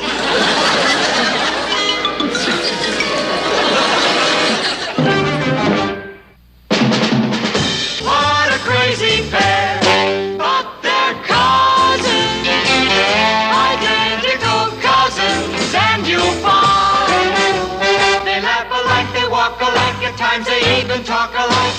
You can lose your mind when cousins are two of a kind. And then you can all try out, okay? Ready? And... V-I-C-T-T-O-T-O-T-O-R-Y. V-I-C-T-O-R-Y. V-I-C-T-O-R-Y. Victory! Victory! Victory! Yeah! You see? It's easy. Who wants to try it first? How about you? What's your name? Marcia Mason. What? Marcia Mason. You'll have to speak up, Marcia. I've never heard of a shy cheerleader. Come on, don't you want to be on the squad? My psychologist thought it might be good for me. He's absolutely right. There's nothing like cheerleading for building up character. And you also get to meet some of the cute football players. Come on. Okay. Just go right over there. I'll count it out for you. Start with the hands on your hips. There you go. Ready? And... V-I. Marcia, that's more like a cry for help than a cheerlead. Let's try it again.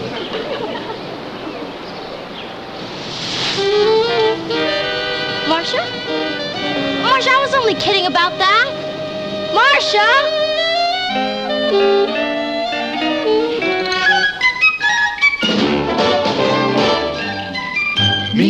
Kathy who lived most everywhere, from Zanzibar to Berkeley Square.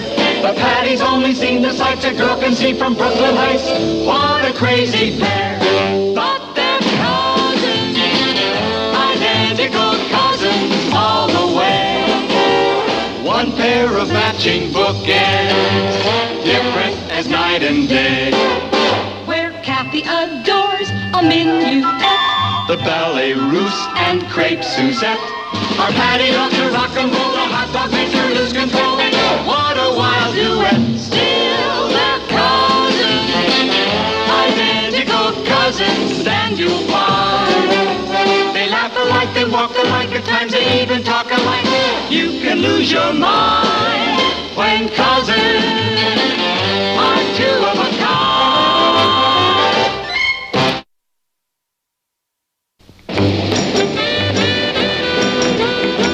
What will it be, girls? I'll have a chocolate soda. Patty?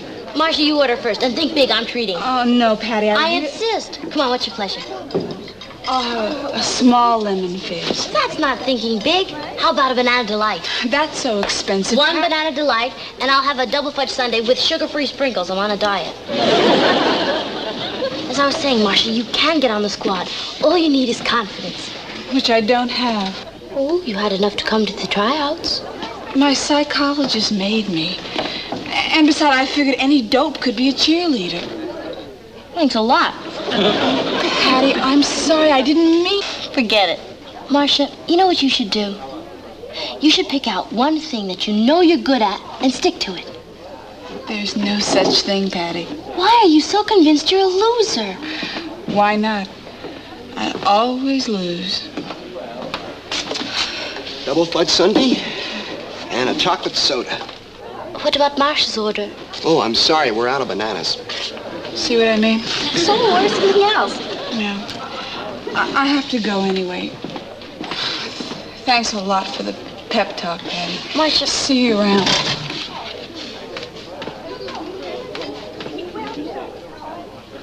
Oh, my. Yeah. She needs help, Kathy. Someone ought to convince her that she's not really a hopeless case. It might be difficult. Yeah, I know. It should be someone who's understanding and compassionate and warm, yet strong and powerful enough to get through to her. And you know something, Kathy?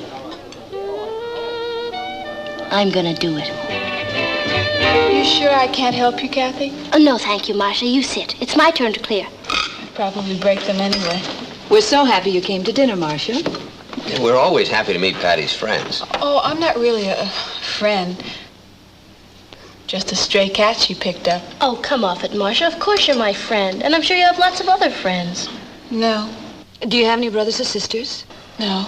I'm an only child.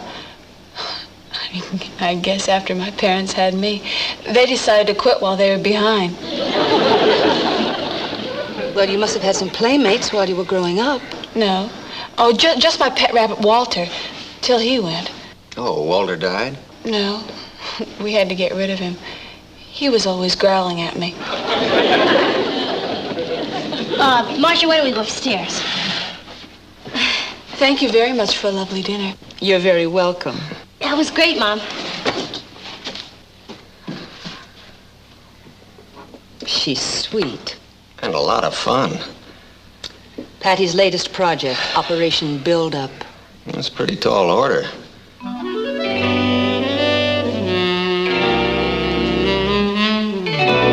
Stand up straight. Marcia, you know something about that dress? It's you. Why? Oh, what's wrong with it, Patty? I meant it's just right. Doesn't it make you feel pretty? Pretty? Look, Patty, I appreciate all the time you spend and everything you're trying Marcia, that's why we're put here on Earth, to help our fellow humans. And I say that dress is you. But, Patty, it couldn't... There are no buts about it, Marcia. All you need is some confidence. Say to yourself, I'm irresistible. All right. Okay. I'm irresistible? Patty! Be right back. Up here, Rich! Marcia, Marcia, do me a favor. Take off your glasses. What for? Oh, there's nothing wrong with glasses. It's just that when you're wearing them, it makes it harder for you to feel you're irresistible. But, Patty, if I take them off, I can't see who I'm being irresistible to. Oh, good thinking. Leave them on. Hi, Patty. Oh, excuse me. Richard, I'd like you to meet Marcia Mason. Marcia, this is Richard Harrison. Hi. Hello. Do you want to go bowling? Oh, I'm sorry, Rich. I'm helping Marcia pick out a new wardrobe. Try on the red one. All right. Well? Well, what? Marcia's going to try on her red dress. So? Go. Oh. I'll be right back. I want it to be a surprise. Who's that? Marcia's a very sweet, shy, insecure girl. I'm trying to help her. And lots of luck. Hey, wait a minute, Rich. You can help, too. When you see her in that dress, tell her you think she looks great. What do I know about dresses? That doesn't matter. Just rave a little. It'll boost her ego. Patty? Marcia, you look great. Just great. And believe me, not everybody can look great in a dress like that. It's a bathrobe. Because a bathrobe is even harder to look great in than a dress. What was it you wanted, Marcia? The red dress was too small. Oh, I'll try on the green one. All right. Thanks a lot, Rich. You're all heart.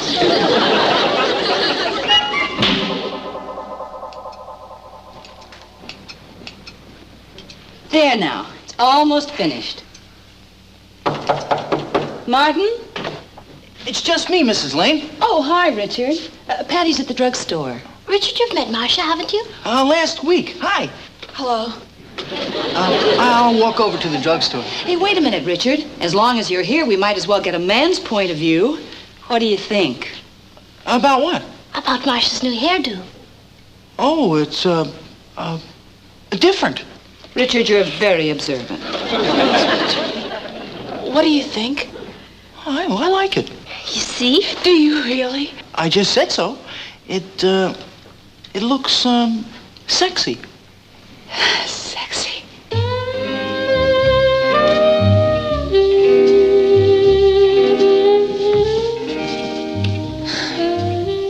Sexy. Well? She's a winner. Me? That's what the man said. You mean I look nice? Honest, Marcia, you look just like the kind of girl I'd be glad to take out if I was a guy. Yes, Richard, we know what you mean. You see, Marcia, now you can start to live a little. You mean go out with boys? Yeah, that's the name of the game. Patty, even if one did ask me, I wouldn't know how to behave.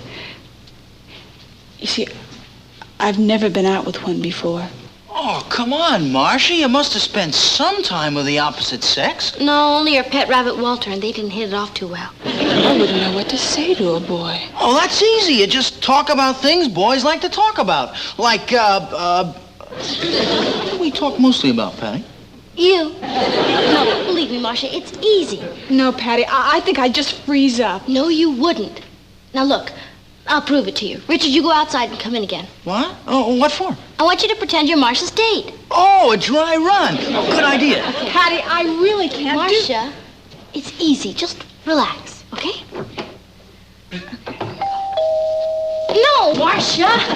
Cool it. Cool what? Don't open the door so fast. You'll make the boy feel too secure. Just be casual.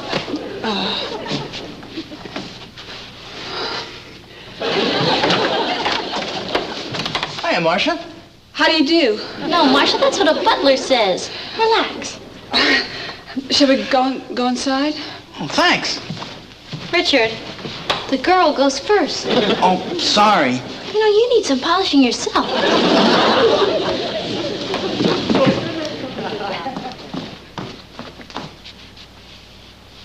Marcia, you couldn't just let him stand here all night. Won't you sit down? Okay. Marcia, you can sit next to him. He won't contaminate you. Sorry, Patty. Oh, Marcia, next to him. There you go. Okay, now, snuggle up a little.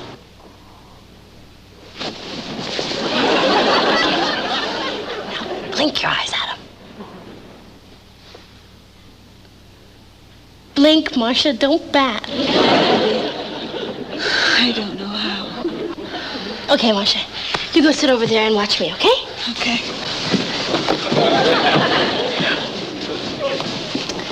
Hi there, silly boy. Hi, gorgeous.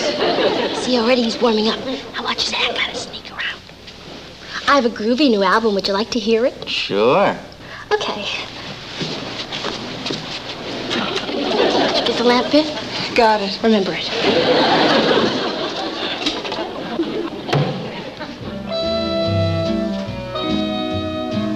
Shall we? I'd love to. But, Patty, I thought you said everybody was doing the Watusi now. That's for exercise, Marcia. This is war.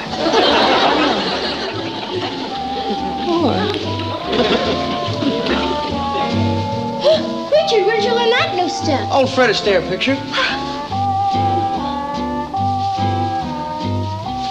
I feel like Ginger Rogers. You are, baby.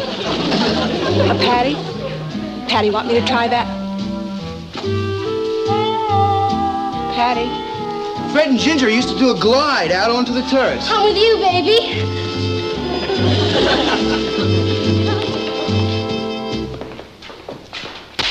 Ow! What was that for, Patty? Richard, how dare you try to kiss Marcia on her first date?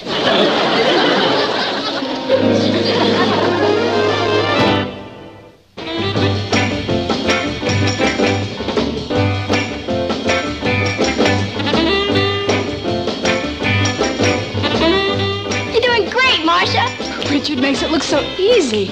Now try this. Richard, what makes you such a groovy dancer? Rhythm. Either you've got it or you haven't. Now let's see you do it. I'll try.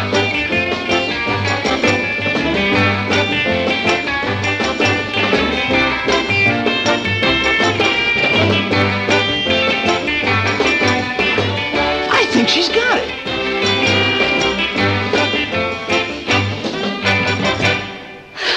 Gee, Patty, I feel like a different person. You are, Marcia. Patty, it's 10 o'clock. Oh, 10 o'clock. Oh, Patty, I think I better call my mother. Oh, use the phone in Mr. Lane's study. Thank you. Right through there. Thank you. Honey, you're doing a real good job with her. You too, Rich. Thanks, Papa. Thanks. I think she's just about ready for her first date. Yeah. Who can we get?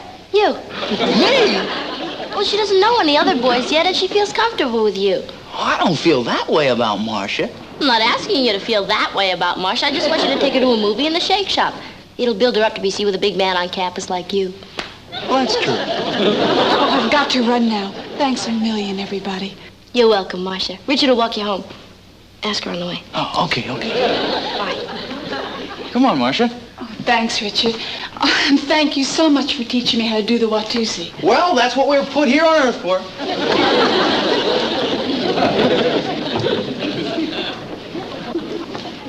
She's really coming along, Patty. I think what you're doing for her is just wonderful. Thanks, Mom. You know, I feel like, who was that guy who took over the girl and changed her completely? Rex Harrison. Isn't that the only real joy in life, though? To help others? I mean, to know that thanks to you, some fellow creature will go down life's highway and find the road a little easier. Oh, that's very true, Patty. I think I'll go wash my hair. Before you do, honey, be sure and take off your halo.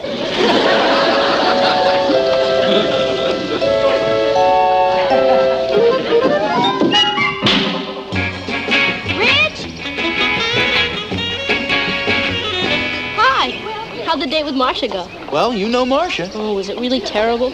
Well, what do you expect? I feel so guilty about practically forcing you to ask her to go. Heck, that's okay. Richard, you're the greatest. Let's go bowling tonight. I can't. Somehow I got trapped into seeing Marcia again. How did that happen? Well, I figured if I took her out just once and dumped her, it might hurt her lack of confidence. You really are something else. Okay, take Marcia bowling then. I can't. Rich, you can teach her if she doesn't know how. Well, I thought maybe we'd go dancing someplace. Oh, okay, I guess you can use the practice. Where are you going to take her? The Shake Shop? No, Gaga Go-Go. Gaga Go-Go? You always said we couldn't afford that. That's what money's for, to help the needy. I suppose so. Okay, well, we'll go bowling tomorrow night. I'm afraid I'm tied up tomorrow night, too. You're not taking Marcia out again. She's taking me. Dinner at that new place, Lobsterama.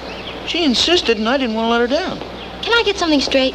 I asked you to help me to help Marcia build up her self-confidence. So last night you took her to the movies, and tonight you're taking her dancing at Gaga Go Go, and tomorrow night she's taking you to the Lobsterama? Right. And don't thank me, because you know, Patty, I'd do anything in the world for you.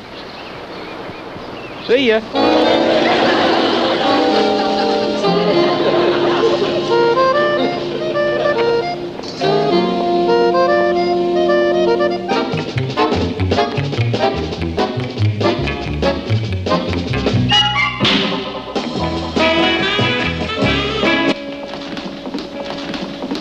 Hi, Patty. Oh, hi there. I remember you. You're, Richard Harrison, a boy I used to go out with. Oh, come on, Patty. I've been just doing... Your daily good deed for dear old Marcia. Let's see now. You saw her 3 nights in a row last week, and you took her to lunch in the cafeteria today. No, I didn't. Yes, you did. Kathy saw you there. I mean, I didn't take Marcia. We went Dutch. Kathy saw you pay for both trays. Oh, I loaned her some money until she gets her allowance. Oh, Richard. Patty, the only reason I've been seeing so much of Marcia is to help her. It's like an errand of mercy. I'll bet it is. Well, if I was a doctor, and every night I had to run out to see some sick person, would you get mad? Of course not, Richard, but And if I was a pilot and had to fly up to the Arctic to rescue somebody off the ice floe, or even if I was a secret agent and had to take out a beautiful foreign spy, for the sake of my country, would you be jealous? No. Richard, forgive me for ever doubting you. It's a little more like it. Let's go for a milkshake. Marcia Mason for class president. Yeah, didn't I tell you? I talked her into running. You did? And she agreed. Boy, that kid's really come a long way. Richard, you may have forgotten, but I'm class president and I'm running for re-election. Oh, I know that, Patty. But she couldn't possibly mind losing to a powerhouse like you. And besides, the fact she's running proves what a terrific job you've done on her self-confidence. Patty, what's the problem? Against you, she doesn't have a chance. Come on. I've created a monster.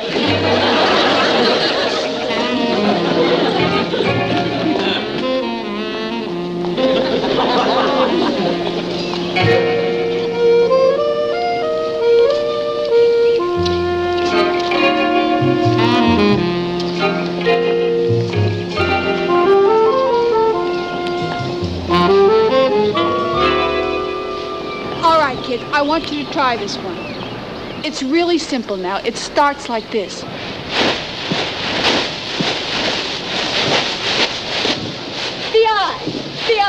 B-I-C-T, P-O-P-O-P-O-R-Y,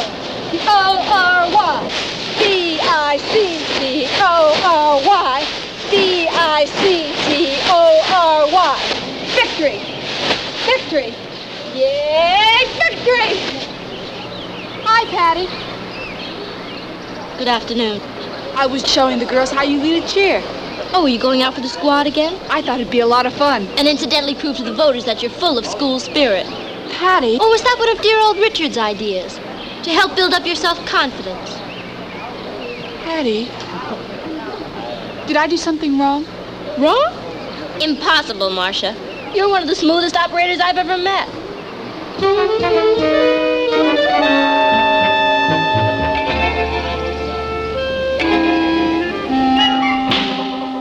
You should have seen her, Papa. She swept through the school like a new disease. It's all my fault. Well, Patty, you should be very pleased that Marcia's come out of her shell. Come out of her shell. She crawled out of the woodwork. You're just annoyed because she's running against you. But it does prove that she's secure. The third fleet should feel so secure. Patty, you did a very kind and generous thing, helping her to find herself. Yeah. Now I wish she'd get lost again. Yeah, but you can't expect that, honey. I mean, Marcia's a person. She isn't some puppet you invented. You can't decide she should grow just so tall and no taller. I know that, Papa, but... Honey, let me ask you something. Would it be such a disaster if Marcia wins this election? If she wins? Yeah, because it's possible. And if she does, in a way, it would be a tribute to you. Because it would show that she had impressed the voters with her confidence and her poise and her drive. And those are all qualities that you instilled in her. That's right. So if Marcia wins, you win. Yeah. Oh, boy. What now? If I beat Marcia in that election, it means I failed.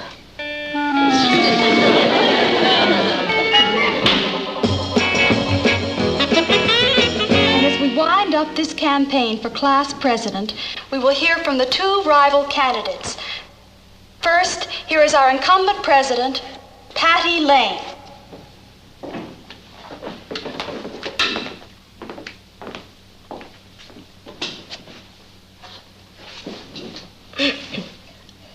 Fellow students, I am in this race because it is a privilege and an honor to lead our class. However, we all know the saying in politics, it's time for a change. And during this campaign, I've seen you respond to a new face. You have sensed that my opponent is a girl with many fine qualities.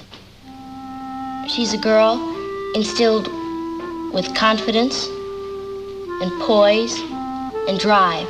And therefore, although I've enjoyed holding this office, I say to you, let's pay tribute to these fine qualities, and in so doing, elect Marcia Mason as the new class president.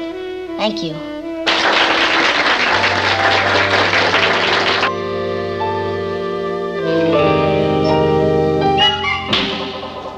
So Marcia did win. In a landslide. Patty's speech put her over. She's quite a girl, our Patty. Where is she now? Richard is driving her home. I hope she doesn't have a sudden letdown after all that nobility. Hi, everybody. Congratulations, honey. Thanks, Papa. Kathy told us about the speech you made. Yeah. Well, after talking to you, Papa, I figured I had to finish the job on Marcia. And you sure did, Patty. Yep. I took her to the top. I taught her how to win. And next year, I'm going to teach her how to lose.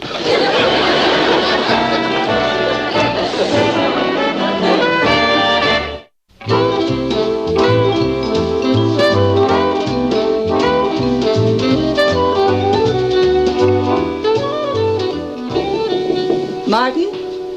It's me, Mrs. Lane. Hi, Patty. What's going on? Oh, Patty wanted her hair a new way. You like it, Rich? It looks nice. You think it makes me look, sexy? Oh, I don't know. Turn around. Let me see the front.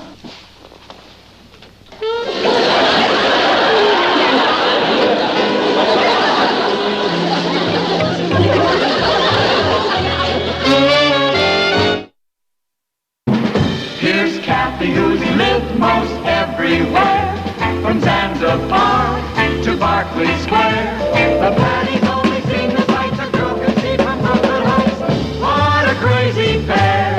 But they're cousins, identical cousins, and you'll find they laugh alike, they walk alike, at times they even talk alike. You can lose your mind when cousins. Just coming here on a visit. Of course that's what he told you, because he doesn't want you going over the whole neighborhood blabbing that a famous international spy is going to be staying with us. He doesn't want anyone to know? Of course not. Wait right here. Ross, don't you realize that every move a man like that makes is top security? Well, then somebody let the cat out of the bag. Oh, this could mean disaster to David Matson. Papo! Papo! You've got to cable David Matson immediately and tell him not to come here. What? Look, have you seen that? Yeah, I wrote it. You wrote it? Papo, how could you do such a thing? Well, I took a piece of paper and I put it in my typewriter. You can joke about exposing David's secret mission to millions? Patty, Mr. Matson is not coming here on a secret mission. He's just stopping by on his way to Tokyo to give Kathy regards from her father. You really don't know too much about how international spies work, do you, Papo? Patty, I wish you'd stop all this foreign intrigue talk. Why? Because right this minute, there are dozens of enemy agents listening in under the rug. Yeah, maybe this apple's bugged. Okay. You two can joke all you want. All I know is that spies have enemies, and if they find out that David's here. He just drove up. He's here. David's here! Young lady, I want you to remember something. David is here for rest and relaxation, and it's our job to make him feel at home, okay? Oh, of course, Papa. You can count on me. I'll do everything in my power to make him feel at home. Thank you. Kathy! David's here! David. Welcome to New York. How are you? How very nice to see you. Come in. Thank you. Hello, Martin. Hello, David. Oh, it's wonderful to see both of you again. And so kind of you to put me up. Oh, that's our pleasure. And this is Ross. Hello, Ross. And this is Kathy. Kathy. Hello, Mr. How are Matson. you? Just fine, thank you. Did you see my father before you left London? Indeed, I did. And he asked me to bring something for you. He did? Uh-huh. Here it is. I had a terrible time getting that through customs. Say, where's your daughter? Oh, she'll be down in a moment. She's changing her dress. I have to warn you about Patty, David. She's convinced that you've come here on a secret spy mission, so... Martin, since James Bond, our lives have never been the same. As a matter of fact... Hello there.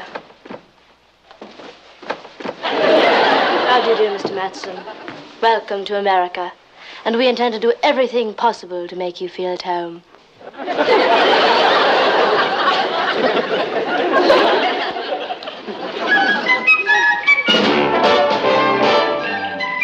Meet Kathy, who lived most everywhere, from Zanzibar to Berkeley Square. But Patty's only seen the sights a girl can see from Brooklyn Heights. What a crazy pair! But they're cousins, identical cousins all the way. One pair of matching bookends, different as night and day. Where Kathy adores a minuet. The ballet russe and crepe Suzette. Our Patty loves to rock and roll. The hot dog makes her lose control. What a wild duet. Still they're cousins, identical cousins, and you'll find they laugh alike, they walk alike, at times they even talk alike. You can lose your mind when cousins are two of a kind.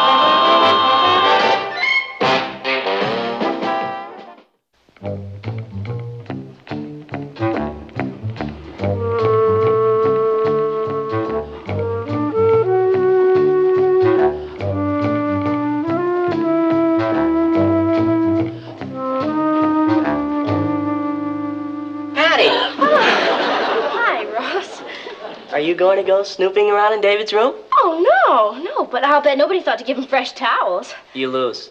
Mom puts him in over an hour ago. Oh, over an hour ago? Well, then they can't be fresh anymore.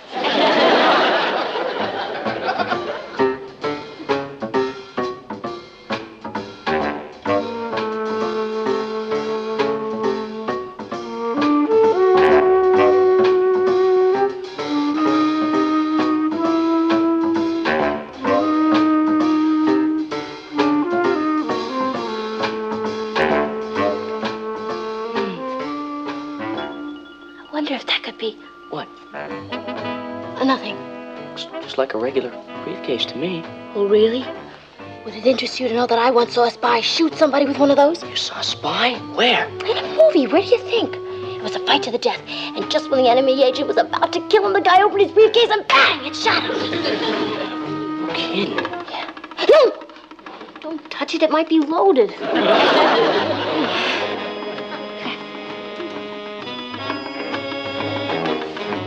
See those shoes? Guns in them, too? Don't be ridiculous. Knives, maybe, but no guns. Knives? Yeah, poison ones. Suppose the spy is cornered, right? He stamps his feet, and poison knives shoot out of the toes. One well-placed kick, and... I'll tell you one thing. I'd never dance with a spy. See that? You mean it's not a can of shaving cream? Ross, if you'd stop going to so many monster movies and go to a spy movie once in a while, you might learn something. You know how this works? Sure. You squirt some on your hand, then you rub it on your face, you take a razor and shave yourself. Look, you're a spy. You're locked in a room by enemy agents. They've got the combination to the safe where the Earth-destroying formula is kept. You've got to get out of that room before they destroy mankind. You take the can, you tie it to a doorknob, you light a match under it, and in exactly 5 seconds, you know what happens? The doorknob gets a clean shave. I should take off tomorrow afternoon and really show you the town. Thank you, Martin, but the only place I plan to visit tomorrow is the office of a Dr. Harold Phelps. Doctor, aren't you feeling well? The girl I knew in London works for him, and One of the main reasons I stopped in New York was to see her. If that's considered sick, then I'm a desperately ill man. Oh, he's definitely running a fever. As a matter of fact, I think I'll go up to my room, call the lady, and aggravate my condition. Will you excuse me? Of course. Thank you.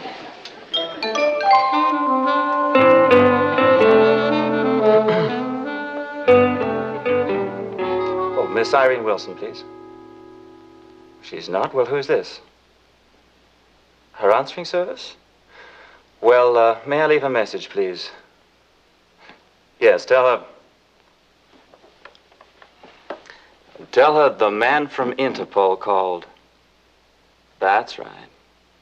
And it's vitally important that I see her tomorrow to continue the talk that we started at the embassy in London. Have you got that? Yes, she can reach me at 624-1098. Right. And just sign it Agent 008. Yes, I just missed by one.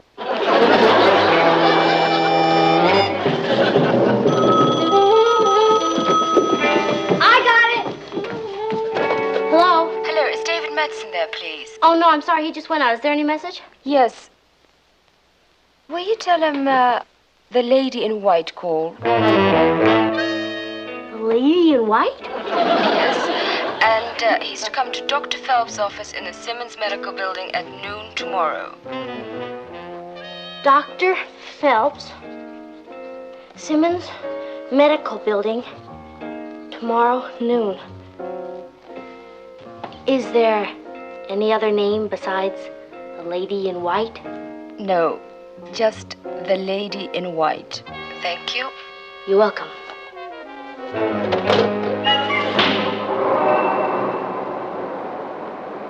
Ross, can you keep a secret? Sure. David Madsen is meeting a woman spy in the Simmons Medical Building in a half hour. You're kidding. No, she's called the lady in white, and she works in a doctor's office as a cover-up. You sure? I took a message from her myself last night. Wow! Come on, I'm dying to see her. I've never seen a woman spy before. I have. I got one for a sister.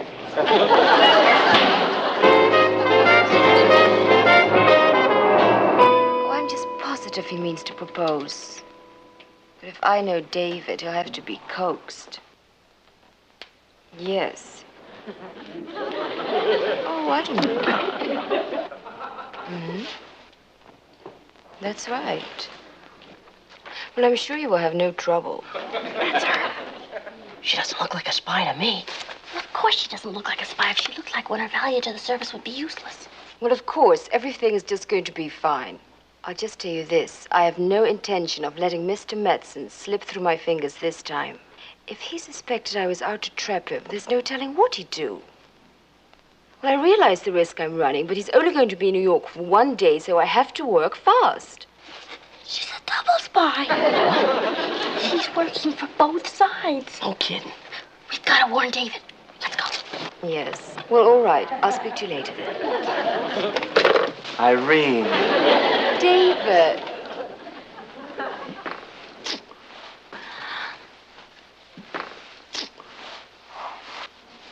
Oh, you look great. More beautiful than ever. Thank you. Are we lunching? How does a quiet little Hungarian restaurant sound? Dangerously intimate. But I'm willing to take my chances. Oh. Patty, Ross, what are you two doing here? Hi, had to take Ross to the doctor. This doctor? Are you sure? Well, of course I'm sure. Why, Ross has been going to Dr. Phelps for... Ouch! Wrong, Dr. Phelps. Well, have a nice lunch.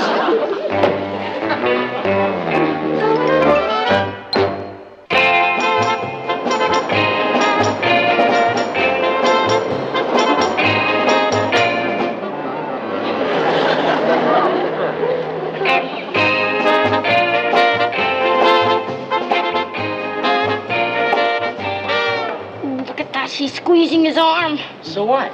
She might be planting a homer on him. A what? Homer. It's a small piece of metal or a pin that sends signals back to enemy headquarters. If I could only get to him.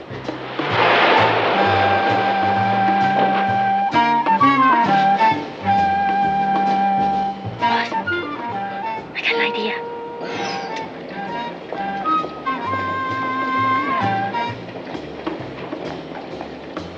Okay, come on.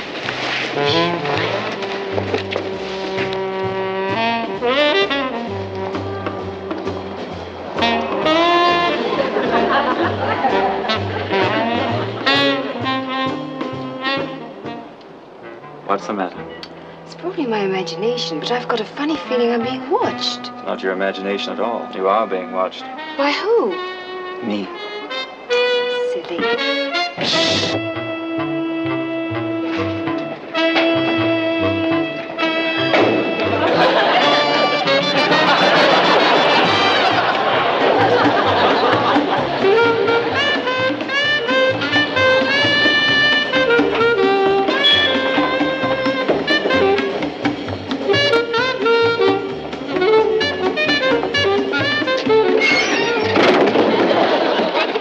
Yeah, this is our stop.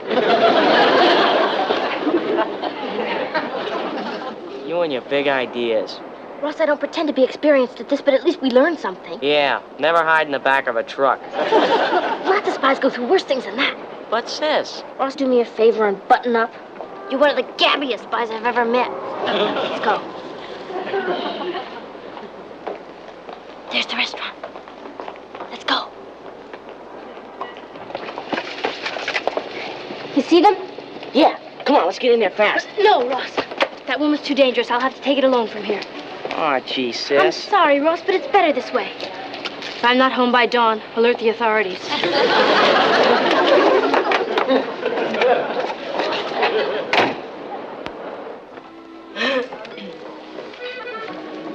Good afternoon, madame. Good afternoon. May I help you? Yes, I'd like a table for one, please. Oh, I'm so sorry, but we cannot seat singles. You must have an escort. An escort? I'll be right back. Oh, Ross. Is it over already? No, come on, I need you. Hurry up.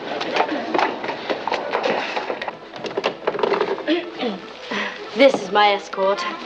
I'm sorry, young man, but you will have to put on a tie. It's all right. Sir, we don't have a time, and we don't have time to get one. This is emergency. Every minute counts. So please, please. All right. Calm down. Thank you. We keep ties for customers. Thank you, sir. You've just done a great service to your country. One moment, please. Allow me.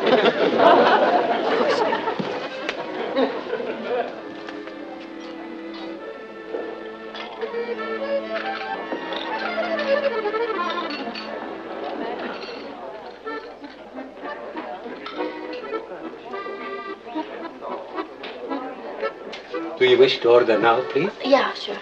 I can't read this thing. It's all in French. It's Hungarian. Would you like me to translate? No, never mind. Just bring us 2 peanut butter and jelly sandwiches. Young lady, this is a Hungarian restaurant. We serve Hungarian food, Hungarian style. Oh, okay. Then just bring us 2 Hungarian peanut butter and jelly sandwiches. So far away. I wish we were at a different table. I wish we were at a different restaurant. This time's choking me. Would you like to look at the menu, sir? Oh, we won't need the menu for dessert. 2 chocolate mousse, please. Very good, sir. Oh, that's what we always had in London. You remember it. How could I forget? I gained 10 pounds. Ishwan. 2 chocolate mousse for table number 1. Got to get to David before it's too late. Well, you better work fast. Here comes their dessert.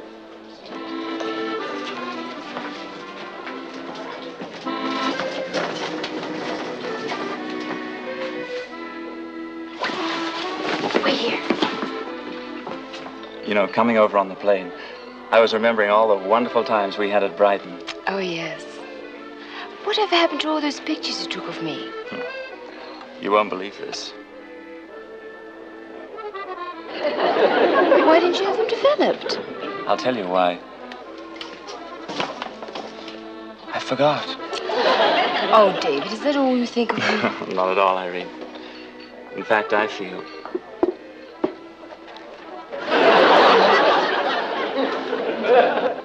I feel that someone's trying to tell me something, and I think I know who.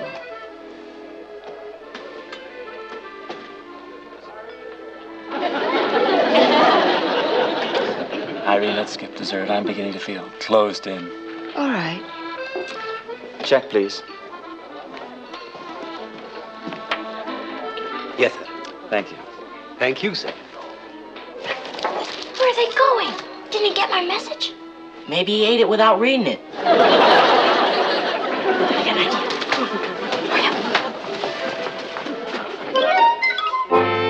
I'll get your coat. Okay, I'll be right back. Miss. Hello.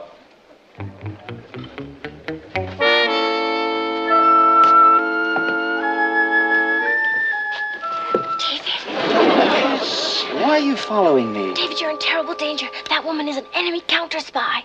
Irene? Uh-huh. We heard her talking in the doctor's office. She said she's out to trap you. Yeah, and she's not gonna let you slip through her fingers this time. Well, that's information I can use. Good. What do you want us to do now? Go home and leave me alone with it. No, David, I know you're trying to protect us from danger, but we're in this together. Right, Ross? Right. Now, wait. No, till the end of time, David. Right, Ross? Right. I'm afraid, honest. Now, Patty, for the last time, will you please go home and let me handle this by myself? Wild horses couldn't drag us from your side. You will. I guess I'll have to include you in my, plans. Now, listen carefully. This is what she's after, and it's got to be delivered for developing without delay. Right, where? Do you know the camera shop south of where you live? The Sherwood, 6th and River Street. Precisely. Right, is that the drop-off? Right. Okay, we'll get it there and we'll be back in no time. Oh, no. Did you forget we've got to throw the enemy off the track? Look.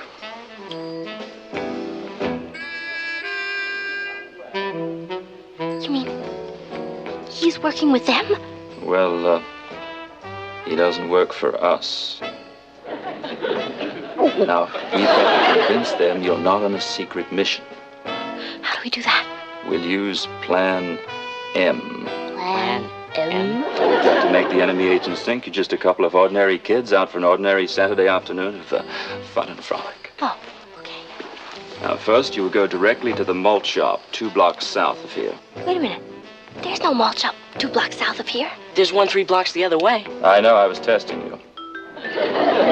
You'll order 2 jumbo banana splits. Now, the important thing is to act as if you're really enjoying the Sundays. You think you can?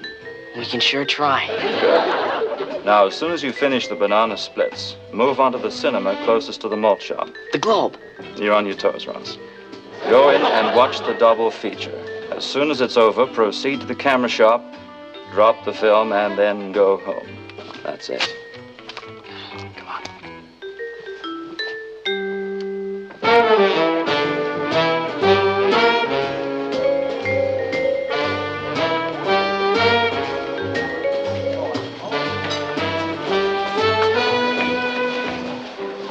Finish your lunch just as if nothing's happened, then full steam ahead with Plan M. It should come off perfectly if you follow these instructions. Check. Commit that to memory. Now, this is for expenses. Good luck. Thank you, David. I know you'll get through. You got that down yet? Uh-huh. I'm sorry, but there is no peanut butter.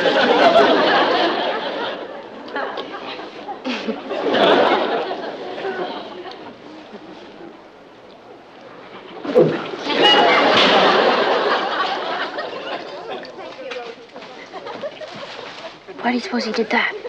Why not? He's a waiter.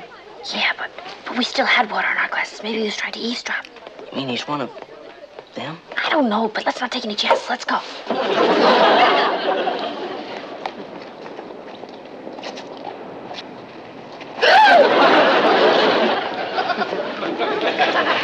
Get 2 tickets.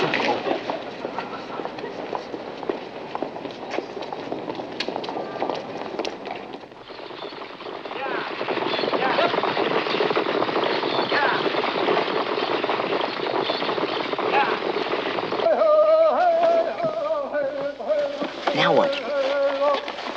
After we see the double feature, we head for the camera shop and we drop off the...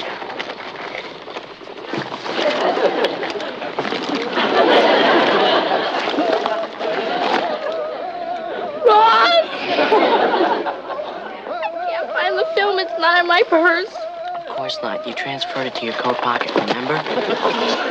Oh, boy, what a relief. I think of how vital it is. If I'd ever lost it, I'd kill myself. Maybe you better let me take care of it. No, I'll... You dropped it. Where is it?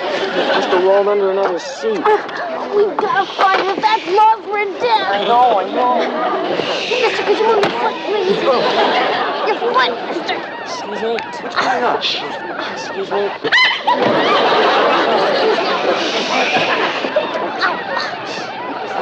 No, oh, I'm sorry.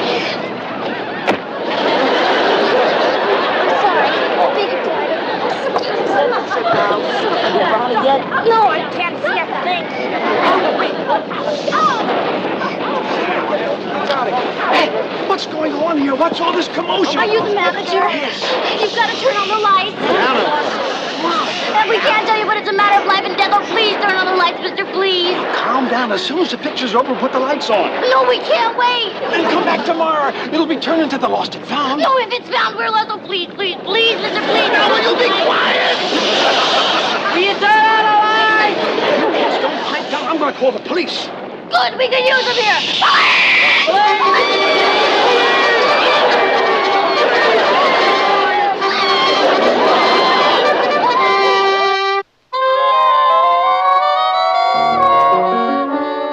If Patty and Ross hadn't revealed Irene's intentions, I might never have gotten up enough nerve to propose. You know, I'd love to see those two happy little secret agents, banana splits and double features. Certainly pay your assistant spies well, David. Well, Irene, if you're going to get David to the airport on time. Yes, we'd better hurry. All right. Say goodbye to Patty for me, and don't tell her the truth about the mission. It might break her heart. Oh, I'm sure she's caught on by now. She's just playing a game. There she is, officer. Arrest that woman for enemy espionage. May I have a word with you, please?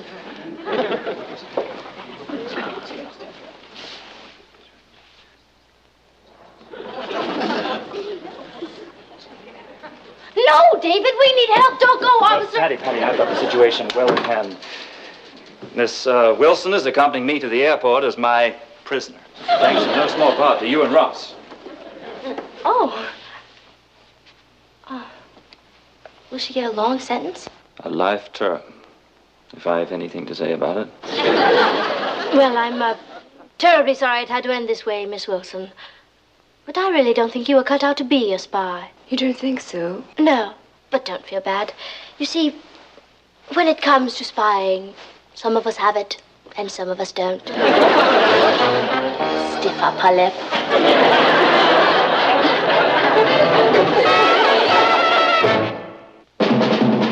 Here's Kathy, who's lived most everywhere, from Zanzibar to Berkeley Square. The Patty's only seen the sights a girl can see from Brooklyn Heights. What a crazy pair! But they're cousins, identical cousins, and you'll find they laugh alike, they walk alike, at times they even talk alike. You can lose your mind.